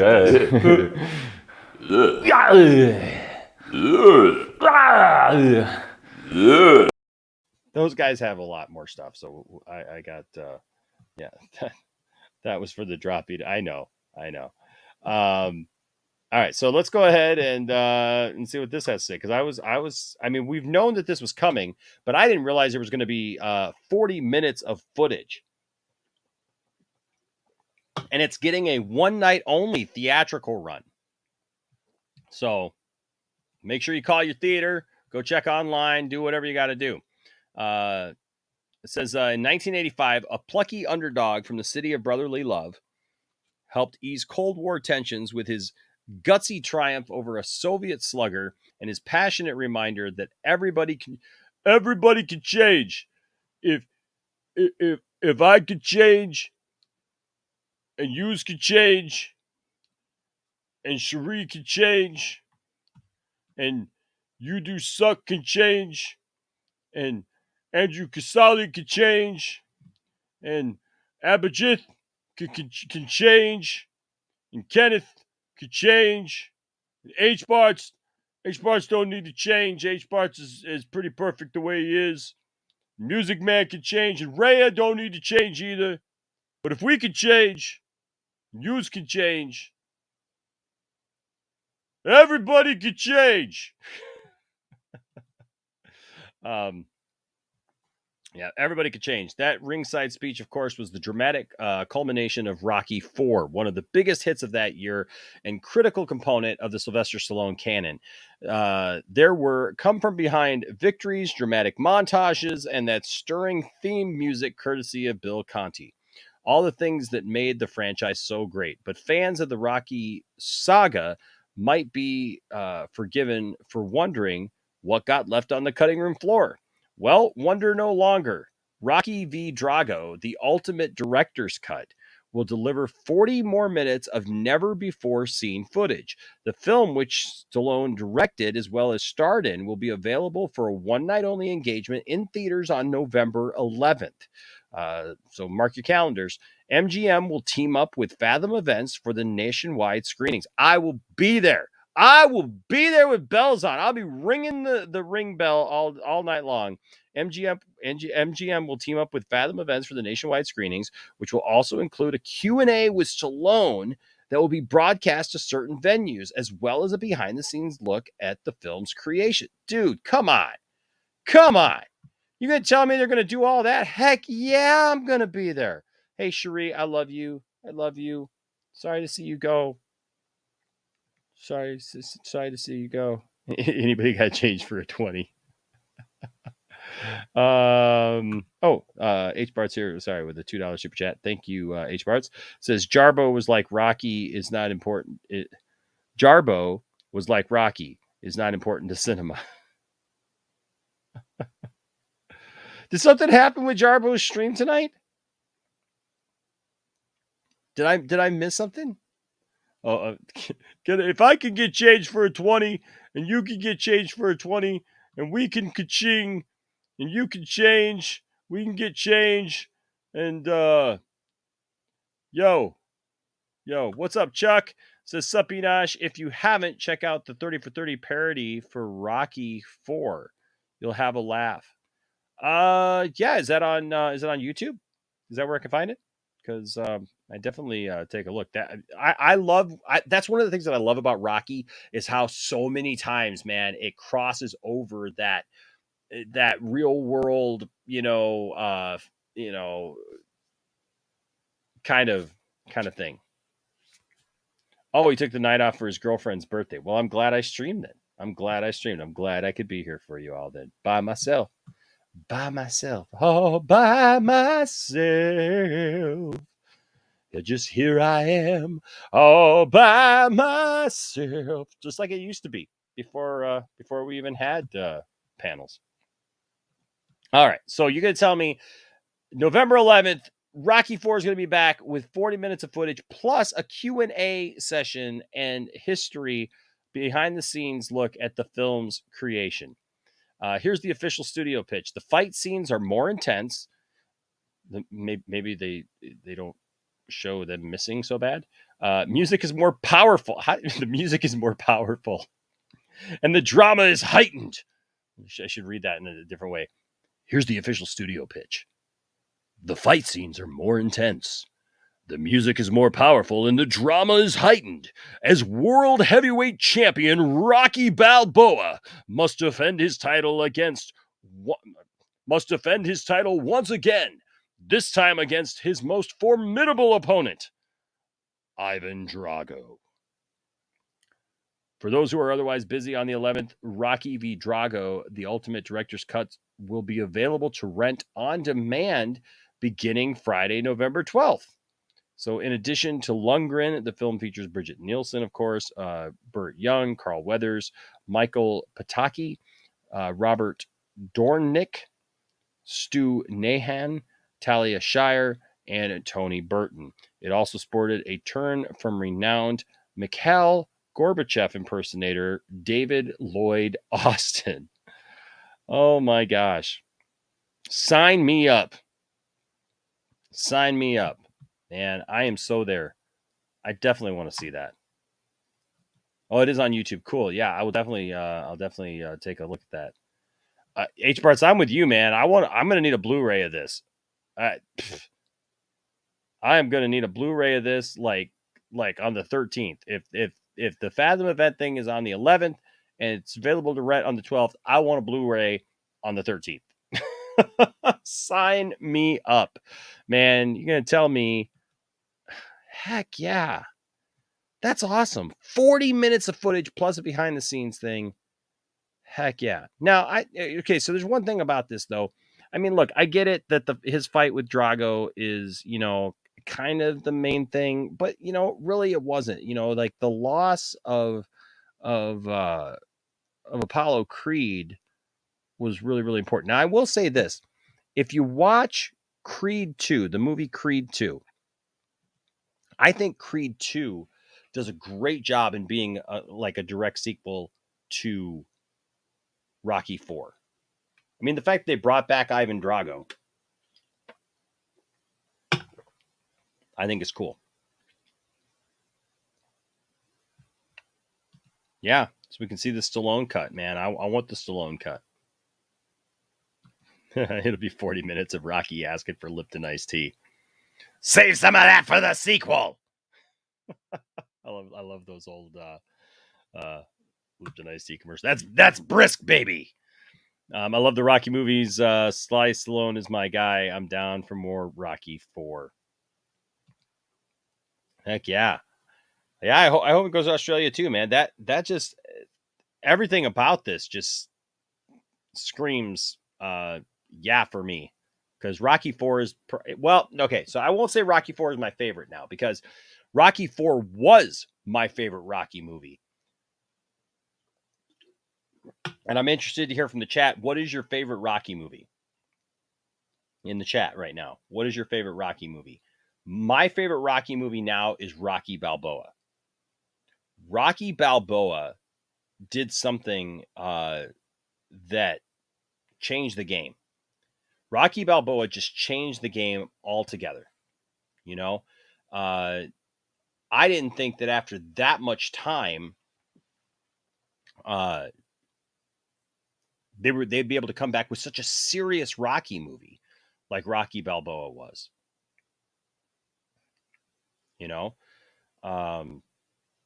But they did such a great job of capturing the history of Rocky, of showing Rocky after Rocky 5, because Rocky 5 for a lot of people was a disappointment.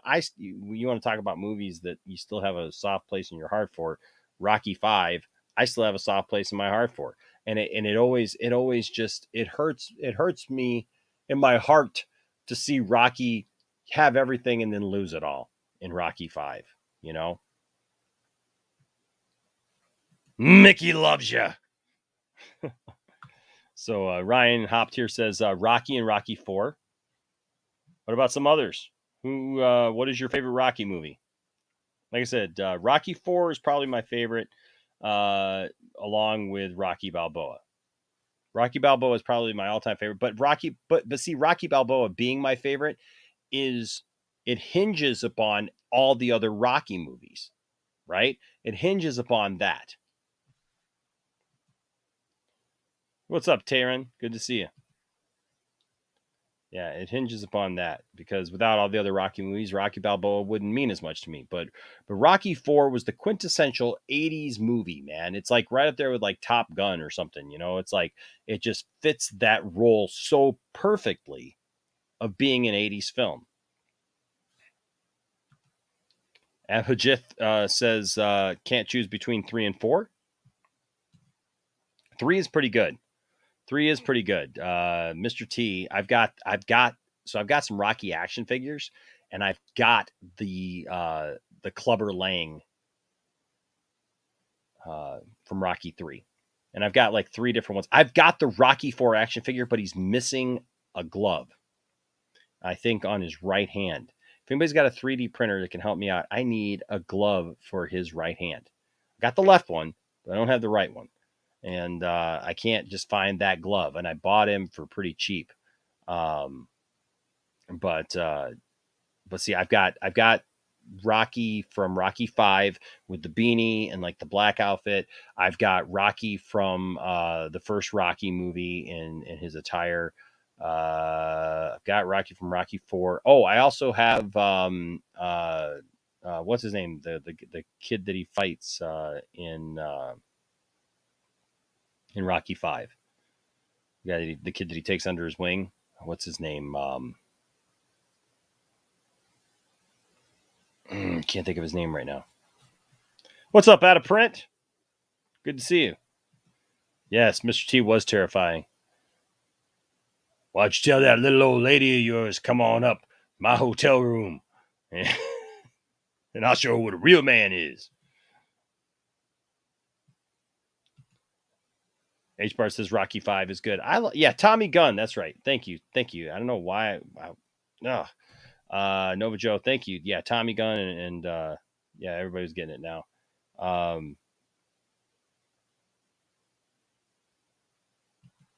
So there was never actually a G.I. Joe made of Rocky. There was supposed to be one made, but they ended up not going with it because they couldn't secure the rights because Sylvester Stallone's likeness was already in the Rambo action figure line. And so they couldn't do it. They actually made a character named Big Boa, and I showed that on the channel before.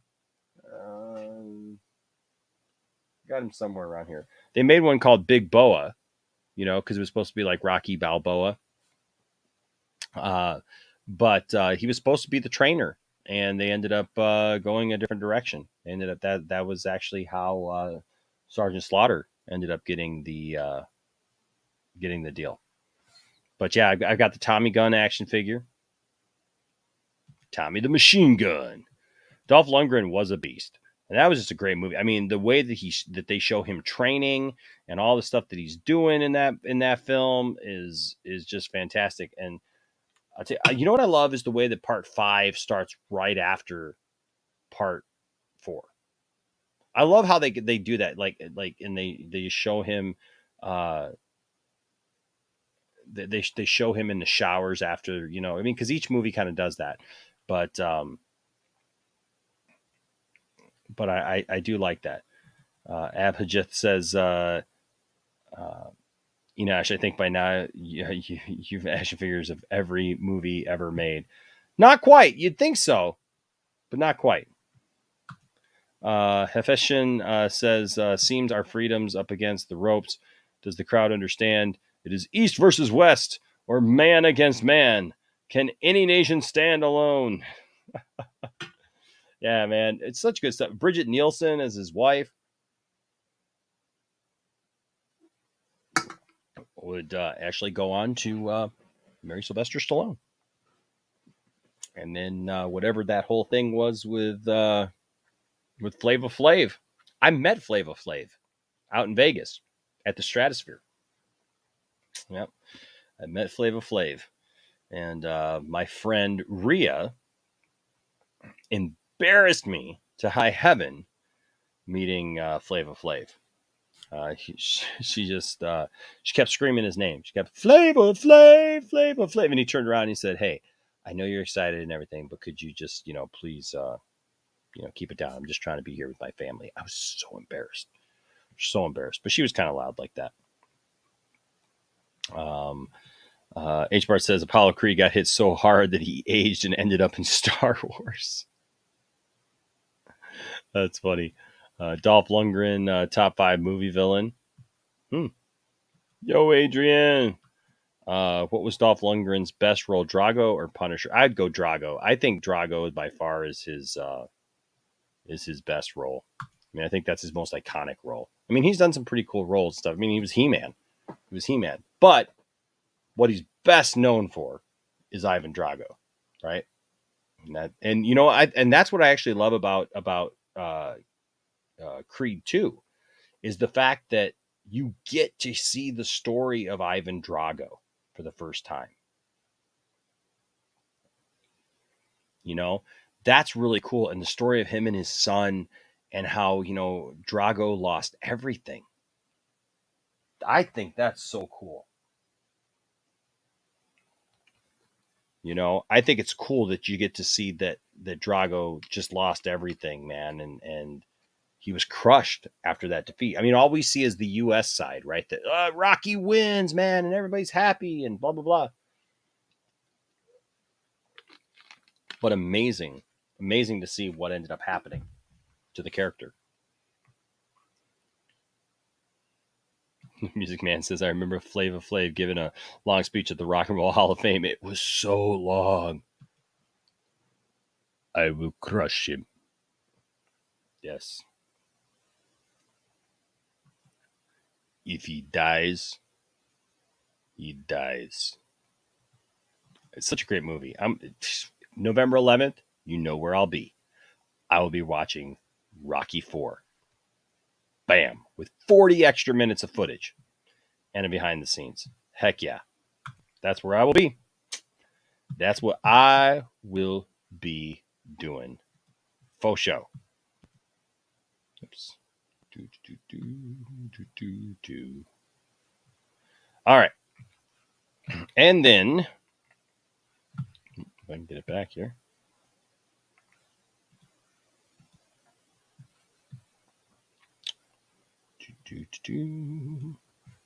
StreamYard. Okay. So now there's talk that Millie Bobby Brown could be in a Stranger Things spinoff. Are we ready to spin off Stranger Things yet? I mean, my God, they make us wait long enough just for the next season. Can we please just not spin her off yet? I don't know. Yeah, back to Ivan Drago. They redeemed him and him throwing in the towel, something Rocky could not do. Yep. All that support before the fight and such neglect after the loss. Oh, you're right, Paul. Yeah, he was such a machine. You believed that he was doing steroids. Who knows? Maybe he was. But yeah, he had muscles on muscles for sure. Flava Flav segues into Bobby Brown, right? For sure. All right, so let's talk about this. Stranger Things. You guys into Stranger Things? I'm into Stranger Things. I love Stranger Things. I can't wait for Stranger Things to come back. But I thought this was interesting. Brown could lead Stranger Things spinoff. When it comes to Netflix originals, it's pretty safe to say that the smash hit supernatural drama Stranger Things is one of the company's most franchisable pieces of new IP. Speaking at a recent Code conference, Netflix co-CEO Ted Sarandos hinted that an expansion of the Stranger Things franchise is likely with potential spin-offs, as this is a franchise being born. In addition, the report suggests Millie Bobby Brown's 11 could lead one of those spin-offs following her recently signing of her own Netflix deal. The fourth season of Stranger Things, I like typo. The fourth season of Stranger Things doesn't have an official release date as yet, beyond an early 2022 start. I don't know. What do you guys think of that? Let's see what the chat says down there. It says they need content, and having a known IP is all the better. I just hope they focus on making the last season of Stranger Things as good as it can be. I always thought that the series could have played out like an American Horror Story, but much better. Like each year would be a different spooky fringe story in a small town or different era of time with unique characters each time. That would have been kind of cool. Oh well, just finish the series and let it go. Only an 11 only storyline would be about as great as episode 7 of season 2, meaning no. Yeah, we all know that episode. Whoa, a Stranger Things show centered around 11 as a character? You mean Stranger Things? Right? That'd be like an X-Men movie from the Fox era, you know, when Wolverine gets his own movies. Weren't all the X-Men movies about Wolverine, pretty much? Stranger Things, the college years, starring 11, Zach, and Slater. Love it. Yeah, so I don't know. What do you guys think? Are you guys down to see more Stranger Things? And would you want to see Stranger Things branch off like that? Things Stranger. I like it, H-Bards. Things Stranger. You do suck. I think you might be the only one who doesn't care about Stranger Things. Out of Print says, I was reading the reviews of Stranger Things seasons 1 and 2. Awesome. But season 3, So I really like season 3. Here's, Out of Print, I don't know if you've seen Stranger Things because it sounds like you were just reading the reviews. Here's what I think season 3 suffered from. Okay. Season 2 ended in such a way that people were so hyped for season 3. I mean, people were like over the moon excited for season 3. They were just waiting with bated breath for season 3. But here's the thing. They dropped it all at once. So there was no talk, about things from week to week. I really think that they need to, in the future, release these week to week. Don't release them all at once, because that way people talk about it more. And I say that I got Stranger Things action figures over here. You guys can't see them, but behind the USS flag, I've got the complete series of the 6-inch figures from Stranger Things. I love Stranger Things. But the thing is they released them all at once, so nobody talked about it very long. And season 3, it ended on a really cool cliffhanger and everything, but nobody was talking about it. Nobody was talking about it. It just was what it was. And so I think they could do better. I really think they could do better. I think that if they did it week to week, it would do it. Now, Rhea says, I haven't watched the series yet. So here's the thing. Everybody used to tell me, because we used to not have Netflix. I had Netflix back in the day when you had to send DVDs in all the time. And I hadn't had Netflix in a long time. And my friends kept telling me, Enosh, we know that you love the 80s. We know that you love sci-fi. We know that you love these kind of things. Excuse me. You need to watch Stranger Things. And so all through the first season and everything before season 2 came out, everybody kept telling me, you got to watch Stranger Things. You got to watch Stranger Things. You got to watch Stranger Things. And we just didn't. So then the DVDs came out. And we went to our local video store and we rented the entire season. We watched all 8 episodes. The great thing is like a season's only 8 episodes.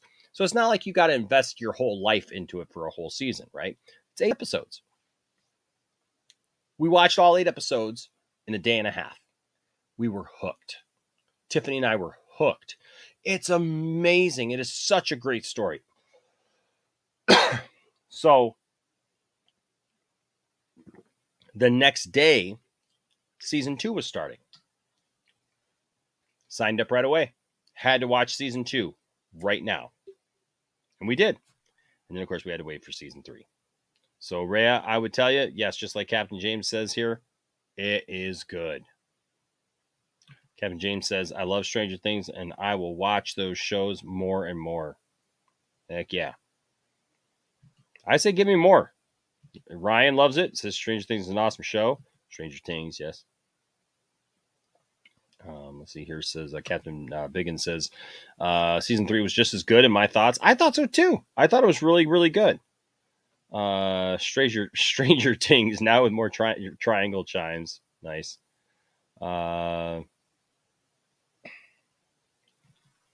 I don't know if Erie, Indiana was better. I didn't like Erie, Indiana, to be honest with you. I just never got into it. Just never got into it. Music Man says, I don't care Stranger Things either. So Chuck says, hey, Enosh, do you think we'll ever get an official release of the Star Wars original trilogy unaltered on Blu-ray? It depends. It really depends. It depends on what the parameters were that they had to go through with George Lucas. Because rumor is it that George Lucas put in the in the deal that they could never release it. I hope that's not the case. I hope that one day we get it. Like actually the way it is. Now I have it now because Zod sent it to me. Where is it? And we've actually played it. You can actually watch it along with us. If you go to our we watched the entire trilogy unaltered. Right there. We watched it on our Twitch. So if you go to our Twitch, if you don't follow us on Twitch, follow us on Twitch. We did this watch party. We did a Star Wars day. We watched all 3 movies just that way, unaltered. People saw it for the very first time that way. So go watch it. Go watch it if you haven't seen it in a long time. It's really cool to watch. So yeah, Chuck, I think one day we will. I think it'd probably be after George Lucas passes if it was in the original deal, you know. Rhea says I'll have to watch once it wraps up. Rhea, I would watch Stranger Things before it wraps up though. If I were you, I'm just saying, I would watch it before it wraps up just because that way you're caught up, you know, and you don't get too far behind. I know for me, like if I get too far behind in a show, and I just know that it's like, you know, episode after episode, you know, even if it's especially if it's like a whole season where it's like a regular season or like 20 episodes or something like that, 22 episodes, it just makes me want to never start. So, you know, like I said, it's only 8 episodes. Check it out, you know, if you can. The AMBW channel, what's up, AMBW? Says Venom. Can't wait to see it. Stranger Things is an awesome love letter to the 80s. I love it. I agree, Paul. Absolutely it is. Absolutely it is. Out of Print says, hearing good reviews about Venom 2. So have I. For certain shows, weekly is best. You know what, Blake? That's what I have come to see. I've been one of those guys, like, I want to be able to binge everything, you know, and I like it. I understand wanting to binge everything. But I'm starting to appreciate the fact that just because I want something doesn't mean that I should always get that. That makes sense. And so yeah. So I think I'm enjoying it. Spaces it out better for me when I don't get it all. I appreciate. I think that when you binge something, you don't appreciate individual episodes because they don't rest with you, right? Like when you're watching a regular show and you watch it and then you have to wait a week to watch the next episode, it actually stays with you. You think about it more, you process it more. I notice when I just binge something, it's there, the whole story's there, but I'm missing pieces of it, right? And so like I'm not dwelling on it a lot, and I'm not really thinking about individual little scenes and stuff. And that's what I like to do when I watch movies or I watch TV shows. I think about individual scenes and references and things that I see in there. And so when I just binge something, I'm not able to just focus on that because I'm just literally thinking about how can I go to the next episode? You know, so there is that. H part says my data has gone to poop. I'm sorry, man. Music Man says I think he's saying I hope they release the original Star Wars cut on Blu-ray. I do too. Out of Print says, Enosh, your thoughts about the new Superman TV series? Funny that you should mention that. So last couple days I've been in an interesting discussion. I've talked with you guys a lot about these Facebook groups, right, that I'm part of. The Superman group. Did you know that my YouTube channel is a silly little stream? Welcome to my silly little stream. Welcome to my silly little meaningless stream. So I really like the new Superman series. I love the family aspect of it. I love the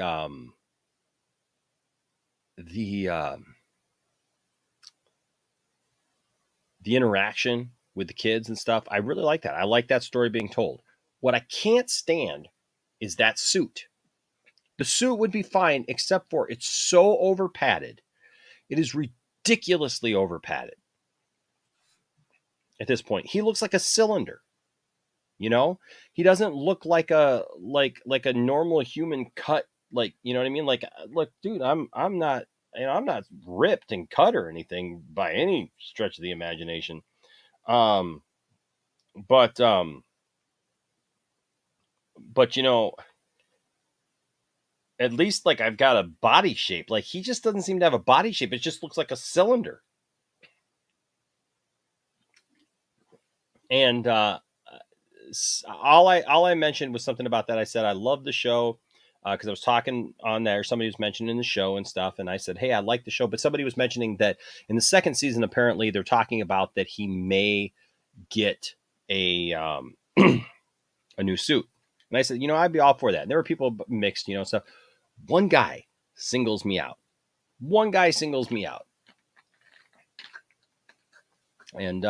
I'll read you a little conversation here that we had, because one dude singles me out and decides to basically just tell me how I'm wrong and how the suit looks amazing to him, and also his name's Tom, and not just that the suit looks good to him, but he's trying to say that they did change the suit over the course of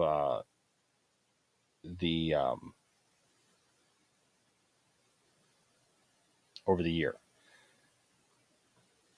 If they did pull any padding out of that suit at all, it is hardly recognizable, because he doesn't look any different. I mean, the suit's all bunched up all under his arms, you know, like in his torso. Every time he moves, it's all bunched up.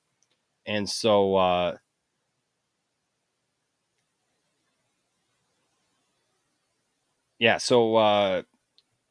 somebody mentioned like him getting a new suit, and all I said was, thank you. This suit would have been fine if they just didn't put so much padding in it, stupid padding in it. And then he says they reduced the padding as the show went on, which I don't see any evidence on. We talk about this show all the time here. Everybody's seen the show, and nobody has ever mentioned at all that they thought that. Thank you, Music Man. This stream does matter.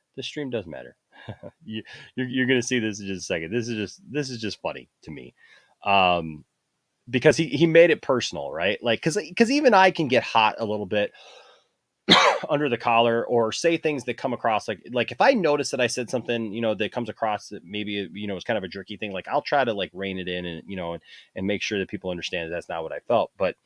But this guy, like, he immediately goes there. Like, I never said it, you know, it was that big of a deal or whatever, but here you go. So he says they reduced the padding. I said, man, it looked just as bad in the finale as it did in the first episode, man. They didn't make any noticeable change to it. And then he says, then you're blind. Then you're blind, man. You're blind. A lot of people saw that they reduced the padding over time. A lot of people are going over the mass debate, too. You've heard of that, haven't you? Across the country, the mass debate is intensifying. People are very passionate on both sides of the great mass debate. The partisan mass debate is heating up. Mass debate's growing. The president is trying to have us cover the mass debate. CVS, Target, and Walgreens are getting in on the mass debate. The mass debate now taking center stage at local restaurants. It's 9 minutes after 6 now, and there's new video of a raging mass debate. The mass debate in Georgia is getting ugly. The great mass debate in West Virginia might soon be coming to an end. This mass debate is far from over. How many mass debates have you gotten into? Love to hear it. The mass debate was taken to a whole nother level. Bishop David Zubik tells Pittsburgh's Action News 4 he found himself in the middle of a mass debate. And we'll dive deeper into this pet store mass debate. So we're going to begin with this thing we're calling the Great Mass Debate.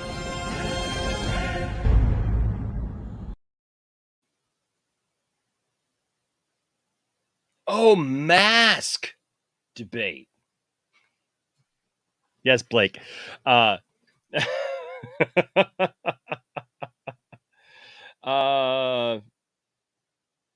really? You just suck? Is that so? I didn't realize that they delete those. Well, that sucks. I was not aware.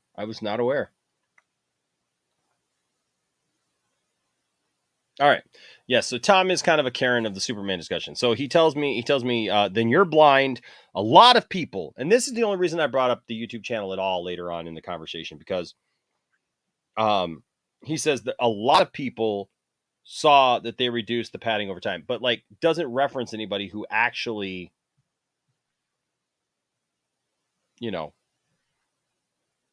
says it. And so then I said, hey, Tom, a lot of people are wrong a lot of the time as well. A lot of people also want to defend bad designs. I know people who still defend the original design that you claim they don't use anymore. Doesn't make them right. Look, that pad was so bad when he lifted the ice thing, when they did the homage to Superman 3, where he lifts, the ice and, melts and stuff. When he did that, the whole thing shifted up and it looked like he was a turtle. It could be a good show, and it is a good show. It's definitely a good show. I don't mind the show, but that costume, I mean, it's so weird. It looks cylindrical, his body does. The abs and everything look painted on, and because they are painted on, like that doesn't make any sense. And of course, he looks much smaller in his regular civilian clothes than he does as Superman. The body, it looks like a Halloween costume is what it looks like, right? Like the padding, like those Superman Halloween costumes, it's got the padding in it. It just looks silly, man. Like I'll be honest with you, I even like the suit, where they do the old suit. I think that suit's really cool. What's up, Echo Base? Good to see you, man. Good to see you here in the chat. But so I like that. But it's funny because it goes on from there. So I said, it doesn't make everybody right. Just even if everybody were saying that, but they're not. He says, and then he says, Enosh, and yet they're wrong. The padding on the suit has been reduced, and I don't know why you refuse to acknowledge that. Enosh, why can't you acknowledge that they reduced the padding in the suit?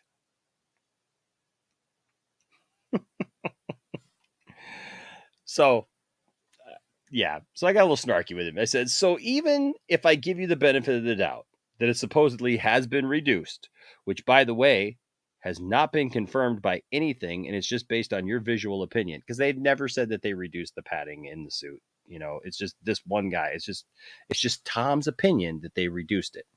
I said, and I know because I work in this space, and this is something that I do. But regardless, even if you say that it was reduced, it wasn't reduced enough, because by the end of the season, the suit still bunches up all along the biceps, all along the end of his arm, all under his arm. It looks as if he has spray painted on abs, and it looks dirty. I mean, that S shield looks dirty, right? There is a visual difference between what Tyler looks like as Clark Kent and when he supposedly reveals the costume underneath.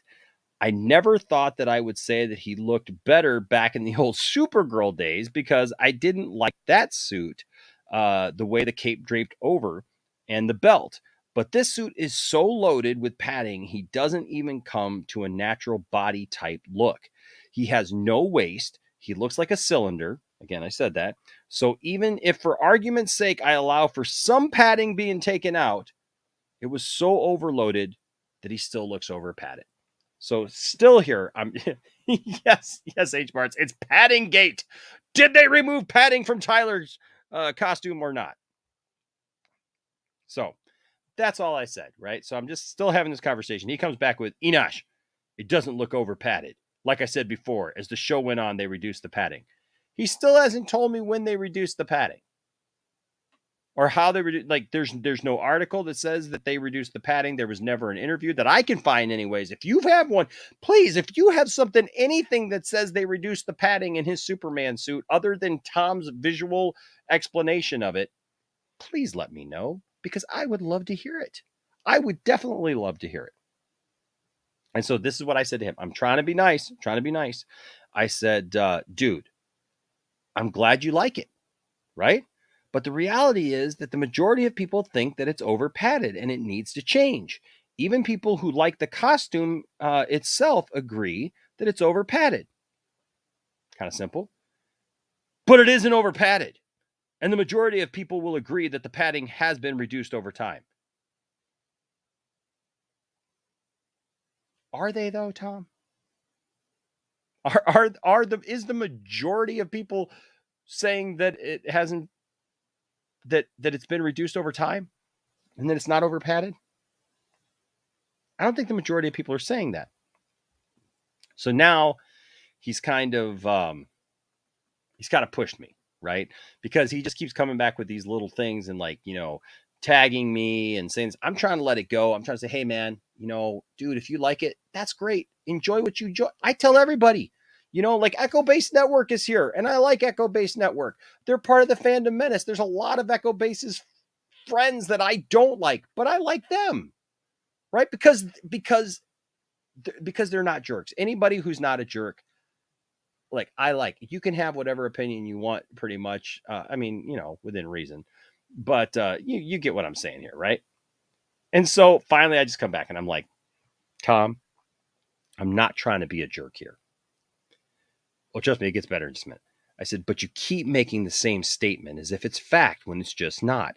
I don't know who you're talking to, man, but I literally talk to hundreds of people every day on my streams. Seeing a couple of people in a Facebook thread to agree with you does not equal the majority. Most people agree that his suit is way over padded. Look, man, I love the show. I like him. He's not my favorite Superman, but I still like him. That has nothing to do with the fact that that suit is ridiculous. It's been over padded. It's still over padded. It doesn't fit him right, and it makes him look ridiculous compared to when he doesn't have the suit on. They tried to make him look muscular without him being as muscular as they wanted. Not only is it over padded, but it's uncomfortably over padded. Watching the suit move with him makes me feel physically uncomfortable straight up until the season finale. And this is not just my opinion. I've literally polled thousands of people over the season, and I haven't had anyone defend the padding in the suit. Even people who like the look of the suit admit that it was just too much. So like I said, I'm not trying to be a jerk about it, and I'm not trying to be stubborn about it. This is just what I do. In your opinion, your opinion doesn't reflect the overall opinion of fans. This Facebook page, this is where we go back to this Facebook page, because this Facebook page is like, I've shared with you guys many times, this Superman Facebook page. People are so opinionated. This is the same Facebook page people tried to tell me that Christopher Reeve should be the only Superman ever again, that they should use facial recognition technology to literally put Christopher Reeve's face on every actor who ever plays Superman again, that basically they should just be stunt people with Christopher Reeve's face. Right? So people get very stubborn about what they think Superman should be. And this guy's just not listening to reason at this point. And I put, this Facebook page especially doesn't reflect the overall opinion of fans. You can know that, especially because of the dark side of Christopher Reeve fans that come in here all the time spouting things off as fact that nobody thinks except for the people who are literally just Christopher Reeve only fans. I was raised with Christopher Reeve. I love Christopher Reeve, but I cannot believe some of the things that I see people tout on this page, just trying to make him better than everyone else. They make it obvious that they are fans of a specific movie series and not the actual character portrayed in the series. You can tell most of these people have never read a comic book, and that's true. That's absolutely straight up true. Now I said here, so how is that relevant to our conversation? Because not everybody feels the same as your personal opinions. What I am telling you is not just my personal opinion. I am telling you the opinions that have been shared with me by hundreds of people over the course of the season of the show. A lot of you guys here on the channel. Right?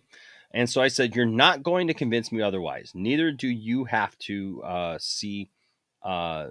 neither do you have to change your mind. I see what I see, and there's still too much padding in that suit. You may like it, and that's fine. But to me, that suit needs to go under a major overhaul, and I'm hoping that that's what they plan on doing before next season, right? And there's been all this talk about that's what they're going to do. There's been a lot of talk about that on the internet. There's been articles about it, right?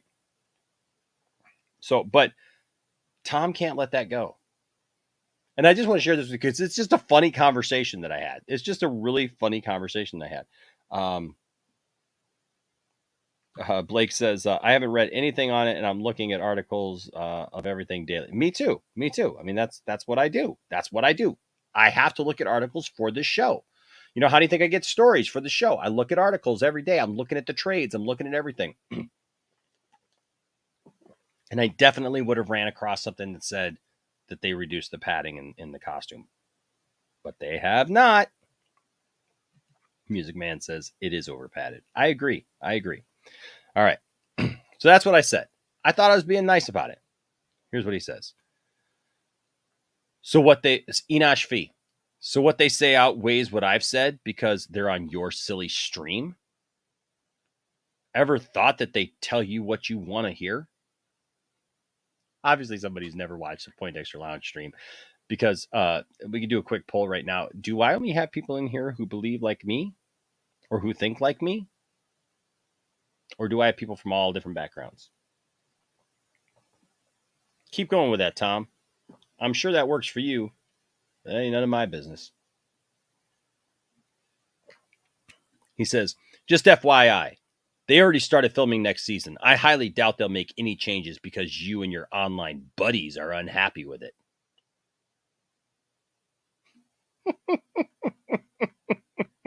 They've already started next season, and I doubt they're going to make any changes because Enosh wants it or because Enosh's buddies, on my silly stream, my buddies on my silly stream, just because we want it, they're not going to change it. Yes, I know, H. Barts. No, Enosh, you can't hate the suit. I can't just not like the suit. He made it personal. I said, my silly little stream? Really? I said, okay. Now you're just being insulting. If you just want to be a jerk, I got nothing more to say to you. I didn't say anyone outweighed what you think. But you stated your opinion is fact, and that a majority of people believe you or like you when the evidence points otherwise. No, people don't just tell me what I want to hear. If you watched my silly little stream, you would know that. You see, I don't surround myself with people who just think like me. Most of the people that I have on my silly little stream are free thinkers and have their own opinions. We encourage that on my silly little stream. You are so stuck on your opinion that you can't even fathom that somebody else might have a differing opinion than you, and that you may not be correct. I am well aware that they're starting filming on season 2, and that has absolutely nothing to do with whether or not that suit looked horrible or over padded in season 1. Hopefully, they make that correction. Neither I nor my online buddies I have said anything about changes, what they're making. I was stating the facts of what season 1 has absolutely been. So keep living in your bubble if you want. It's you who doesn't seem to be able to cope with the idea that there are other opinions besides yours that are most likely correct. I suggest you actually taking a minute and watching my silly little stream. Because you just might learn something. And then he finished off and says, I'm aware you have a differing opinion to mine. You, however, can't see what's right in front of you. That over the course of the first season, the padding on the suit was reduced. Like, he literally keeps saying the same thing over and over and over and over again. You can't see what's right in front of you, that over the course of the first season, the padding on the suit was reduced. And I'm not the only one who sees this. Mind you, nobody else has chimed in this whole time. I'm not the only one who's seen this. A lot of people who've watched the show saw the same thing. So there you go. There you go. And I never answered him. I haven't answered him back because look, if I say one more time that the suit hasn't changed, he's just going to come back with the suit reduced. Like they reduced the padding over and over again. They reduced the padding. They reduced the padding. They reduced like there's nothing that says they reduced the padding. Spherical Man says there are some things I disagree with you. How dare you, sir? How dare you? How dare you? Spherical Man. How can you even call yourself my friend? And you disagree with something? Obviously, I'm messing with you. It says, I disagree with you. There are some things. I like it. Some things. That's a callback, folks. Some things I disagree with you on, but I still enjoy your silly stream. Thank you, Spherical Man. The AMBW channel says Enoch has thousands of subs, but still just a silly little stream. How dare they not listen to the lounge? Right? Big Dub Reaction says Poindexter Lounge just sent a request to join the Poindexter Lounge Facebook group. Yes, please join the Poindexter Lounge Facebook group. We'd love to have you in the Poindexter Lounge Facebook group. And Big Dub, when I get done here, I will let you in the Poindexter Lounge Facebook group for sure. Anthony Grigsby says, Enosh, I'm starting to work. I'll catch the rest of the stream on the replay. Okay, take care, everyone. Thank you for being here, Anthony. Appreciate you, man. Blake Taylor says, if you had a panel who agreed with everything, it'd be boring. Different opinions leads to deeper discussions and sometimes leads to a change of mind. Absolutely. Paul says, it's pretty obvious that the only stream he's ever known is that of people that pee on his opinions, and he's trying to take it out on you. Yep. Spherical Man says, no, sir. How dare you? How dare you, Enosh? Good day, sir.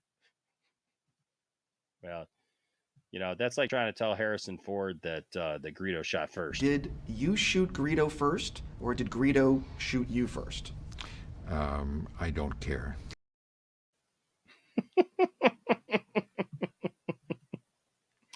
Just don't care. Oh my gosh. So, yeah. I said good day. Oh, yeah? Oh, yeah? You think so, huh? You think so? I can't tell if you're being smart or stupid.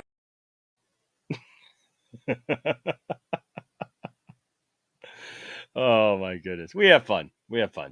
But, yeah. So that there's a little there's a little window into some of the stuff that I see sometimes, and some of the conversations that I have. So there you go. Yeah, fun. But we just keep going on, man. We just keep doing our thing, and look, I guess I've just gotten to a point where it's like there's always going to be people who just don't get it, right? And there's people who they don't follow stuff, and yet they think they know stuff. Like it always cracks me up when I run into people who still believe rumors that have been proven, incorrect, for years and years and years, right? Like, or some Star Wars rumor, or whatever kind of rumor, and it's like, and they're still on that thing, right? And they're like, well, I heard someone's, and it's like, wow, you're only behind about 30 years, like that. Yeah, that didn't happen. What are you going to do, right? But, that's the thing, man, is I try to educate myself. I read a lot. I enjoy learning about the characters. Like I read comic books. I read all this stuff. I read the novels and everything. That's why I know about Star Wars stuff. Like anybody who comes at me, that's why I think it's funny. Like, I know Echo Base was in here. I don't know if they're still in here, but it's like, even with like the Doomcock stuff that we cover and all that stuff, right? When people come in and goes, well, you just don't care because you don't know anything about the EU. I know everything about the EU, man. I loved the EU. I lived the EU while the EU was happening. I was one of the few people who was part of the EU from day one, right? Man, give me Heir to the Empire, man. Like I got my Heir to the Empire Luke Skywalker action figure, baby, right here. I was super excited when they released this, man, because it's just a repaint of a Bespin Luke. But let me tell you something. To have that with a Yasala Miri attached, give me that all day. It says Heir to the Empire. I will take that all day long because I loved Heir to the Empire. I loved that trilogy. I loved The Last Command. I loved Dark Force Rising. Fantastic. So don't tell me that I don't know about it, because I do know about it. I lived it, right? I was one of the few people who were right there the whole time. It doesn't mean that I can't appreciate other things. It doesn't mean that that's the only thing that can be. And it doesn't mean that I have to agree with people who are wrong. And that's just it. Right?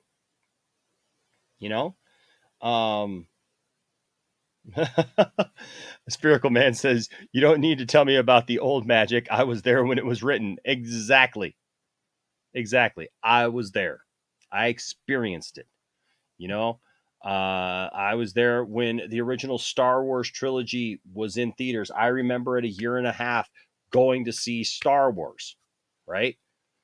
I mean, from the time that I was 1.5 years until the time that I was, what would I have been, 6 and 7 when Return of the Jedi came out, man, that's all we did was go see those movies. And every time that they'd get re-released, we'd go back again and again and again and again. So, yeah, lived it, been there, but I educate myself. And I don't just ignore new information. There's people who are just stuck. There's people who are stuck, and I'm not one of those people. I'm not one of those people who are just stuck. I take everything as it is, and I can enjoy different things. So I would suggest to you to enjoy different things. If you really want to enjoy something that was really fun that I did this week, why don't you go check out my my review of the Darksaber. I got a Black Series Darksaber the other day, and you can check out that review. It's right here on the channel. I just released it, and it's pretty cool. It's pretty cool. I had a lot of fun reviewing that thing. That saber is awesome. So, yeah. So, and look, half the time it's these people who come at you and they're like, yeah, I heard this rumor. And it's like, well, where'd you hear it at? It's like on, whatchamacallit, what's the one website? We got this covered. Somebody comes at me and they're like, yeah, it's on, we got this covered. They send me a link to it. And I'm just like, really? We got this covered? Come on. You're better than that. I think everybody's better than we got this covered. Right? As people, we got this covered is just trash. It's just trash. What's up, Hans? Good to see you, Hans. There's another great member of the channel. Thank you, Hans. Good to see you. He says, how's my favorite movie talker? I'm doing well tonight. I've been talking this whole time because I didn't have any panelists tonight. And so my voice is I'm getting a little, long in that. So, and I got some talking I got to do tomorrow. You're absolutely right, Blake. They are literally unreliable 99% of the time. Pretty much the only time that they're really even correct is when they're reporting something that another, outlet has reported. Out of Print here says it's on whatchamacallit, the candy bar site. Big Dub reaction says at Pointers Lounge, have you seen the Lord of the Rings, the Hobbit movies?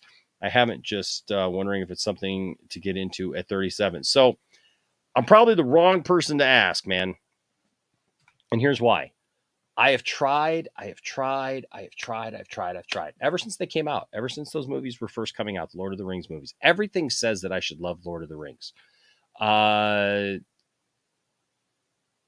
just weren't my thing. And I like fantasy movies. I like that stuff, but I just don't.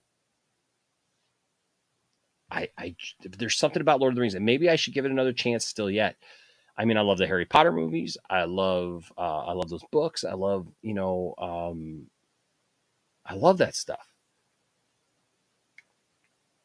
But I just, Big Dub, I just have not been able to get into that.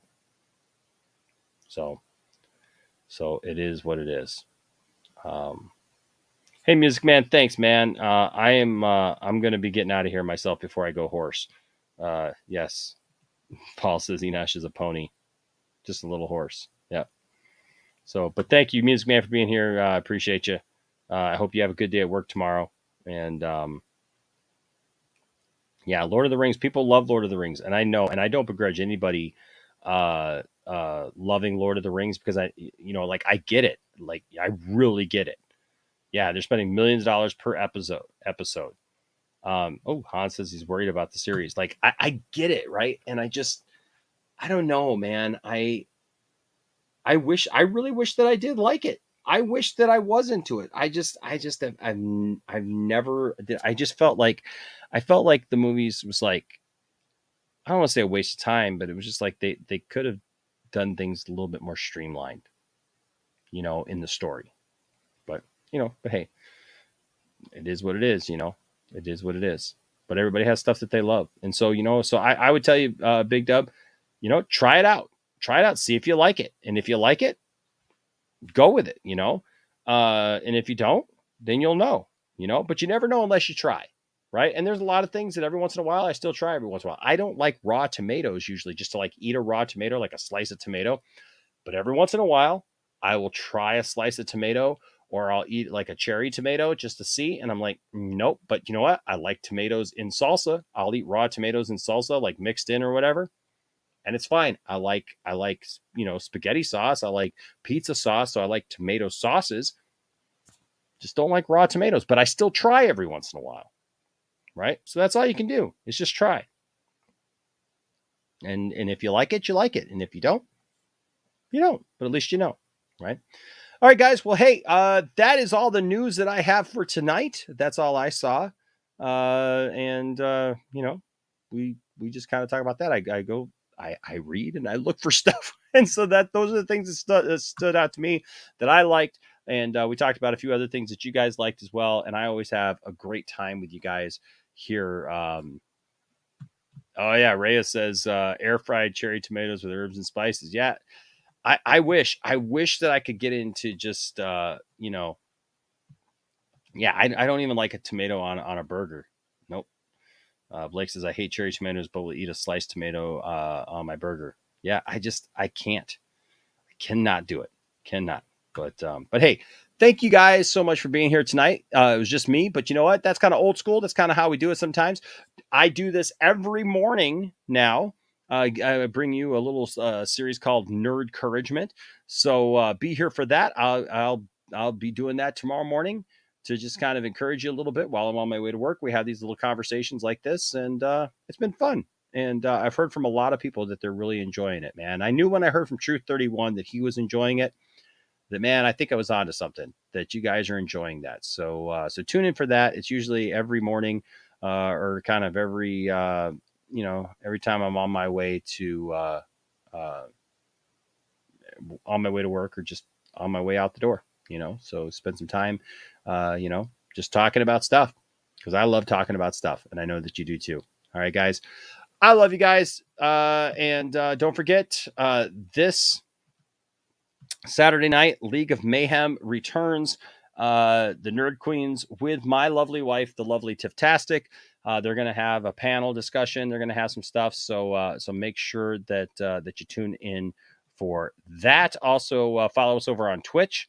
All the links are in the description below. So do that. Also, check it while you're there. Check out our Teespring. Whoops, where is it? Yeah, check out our Teespring. All those links are down there. We got all kinds of great shirts and stuff and things that aren't necessarily just Poindexter Lounge stuff. We got some other fun stuff, and I got some more cool stuff that I'm about to put up. So excuse me. Don't forget our show 2 Cents on Nonsense every Sunday, and yeah.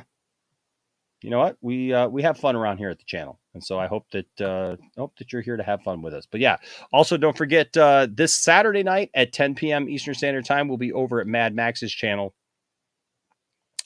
because he's having an appreciation stream for me, and that means a lot to me. And you know, I'm thankful. I'm always blown away that you guys that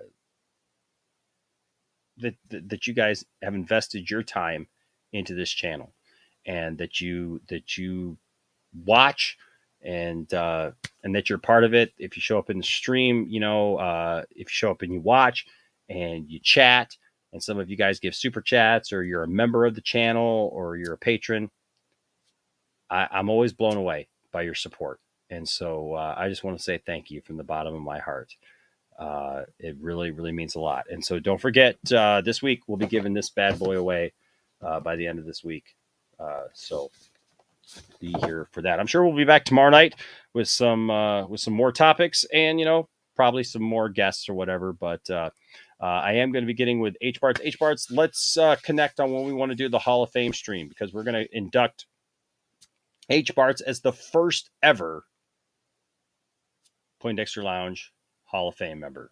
And we got some other people. I got some other people that I want to induct into that as well. And doesn't have anything to do with people have asked me, well, is that because, you know, of super chats, whatever? Nope, has nothing to do with that. Just good people that I've met. And H-Barts was the first one that we were talking about doing that. And look, H-Barts has been a great part of the channel. And so I appreciate that. I remember the first night that I met H-Barts online. I was over at Matt Jarbo's channel, and we were talking. And he kept leaving comments and stuff like that over at Matt's channel. And then he ended up coming over here and discovering our channel. And so he's a good guy. He's a really good guy. So I appreciate all of you as I've gotten to know each and every one of you. You guys are all special in your own way, and you all bring a smile to my face every time I see you in here. Spherical Man says, "'Twas fun. Have a good night." Spherical Man says, hold on. Paul says, another great show. Thanks, Enosh. Good night, everyone in the chat. How to Prince says, Enosh, your channel's outro theme makes me think of giant robots walking in a trance, echoing your channel's title, En Route to Destroy a City. Love that outro. Have a great night, everybody. So the funny thing is, we had the music, right? And you know how I did that? I have a talk box with my guitar. And so I got the idea for my talk box, because the talk box, all it does is it puts the sound, you got a tube in your mouth, and it puts the sound up into your mouth, and you just, you know, mouth it. So what I actually did with that was I just used my phone, and I played, you know, that sound, and I had it go into my mouth, and I was like, Poindexter Lounge. And I recorded it, and I put it in with the music, and it worked. And it's been cool ever since. So thank you, Out of Print. I appreciate that that you like our outro for sure. All right, guys. So like I always say, don't anybody tell you that your fandom doesn't matter. Don't tell anybody that their fandom doesn't matter. But seek to have good conversations like we had tonight. And don't be like Tom. Don't just be like so hard pressed that, you know, you got to insult people's little streams. But, you know, seek to have good conversations and respect everybody. And if you do that, if you respect others and you have a good time and you stay nerdy, there'll always be a place here for you in the Poindexter Lounge. Until next time, love y'all. Stay nerdy. Bye-bye.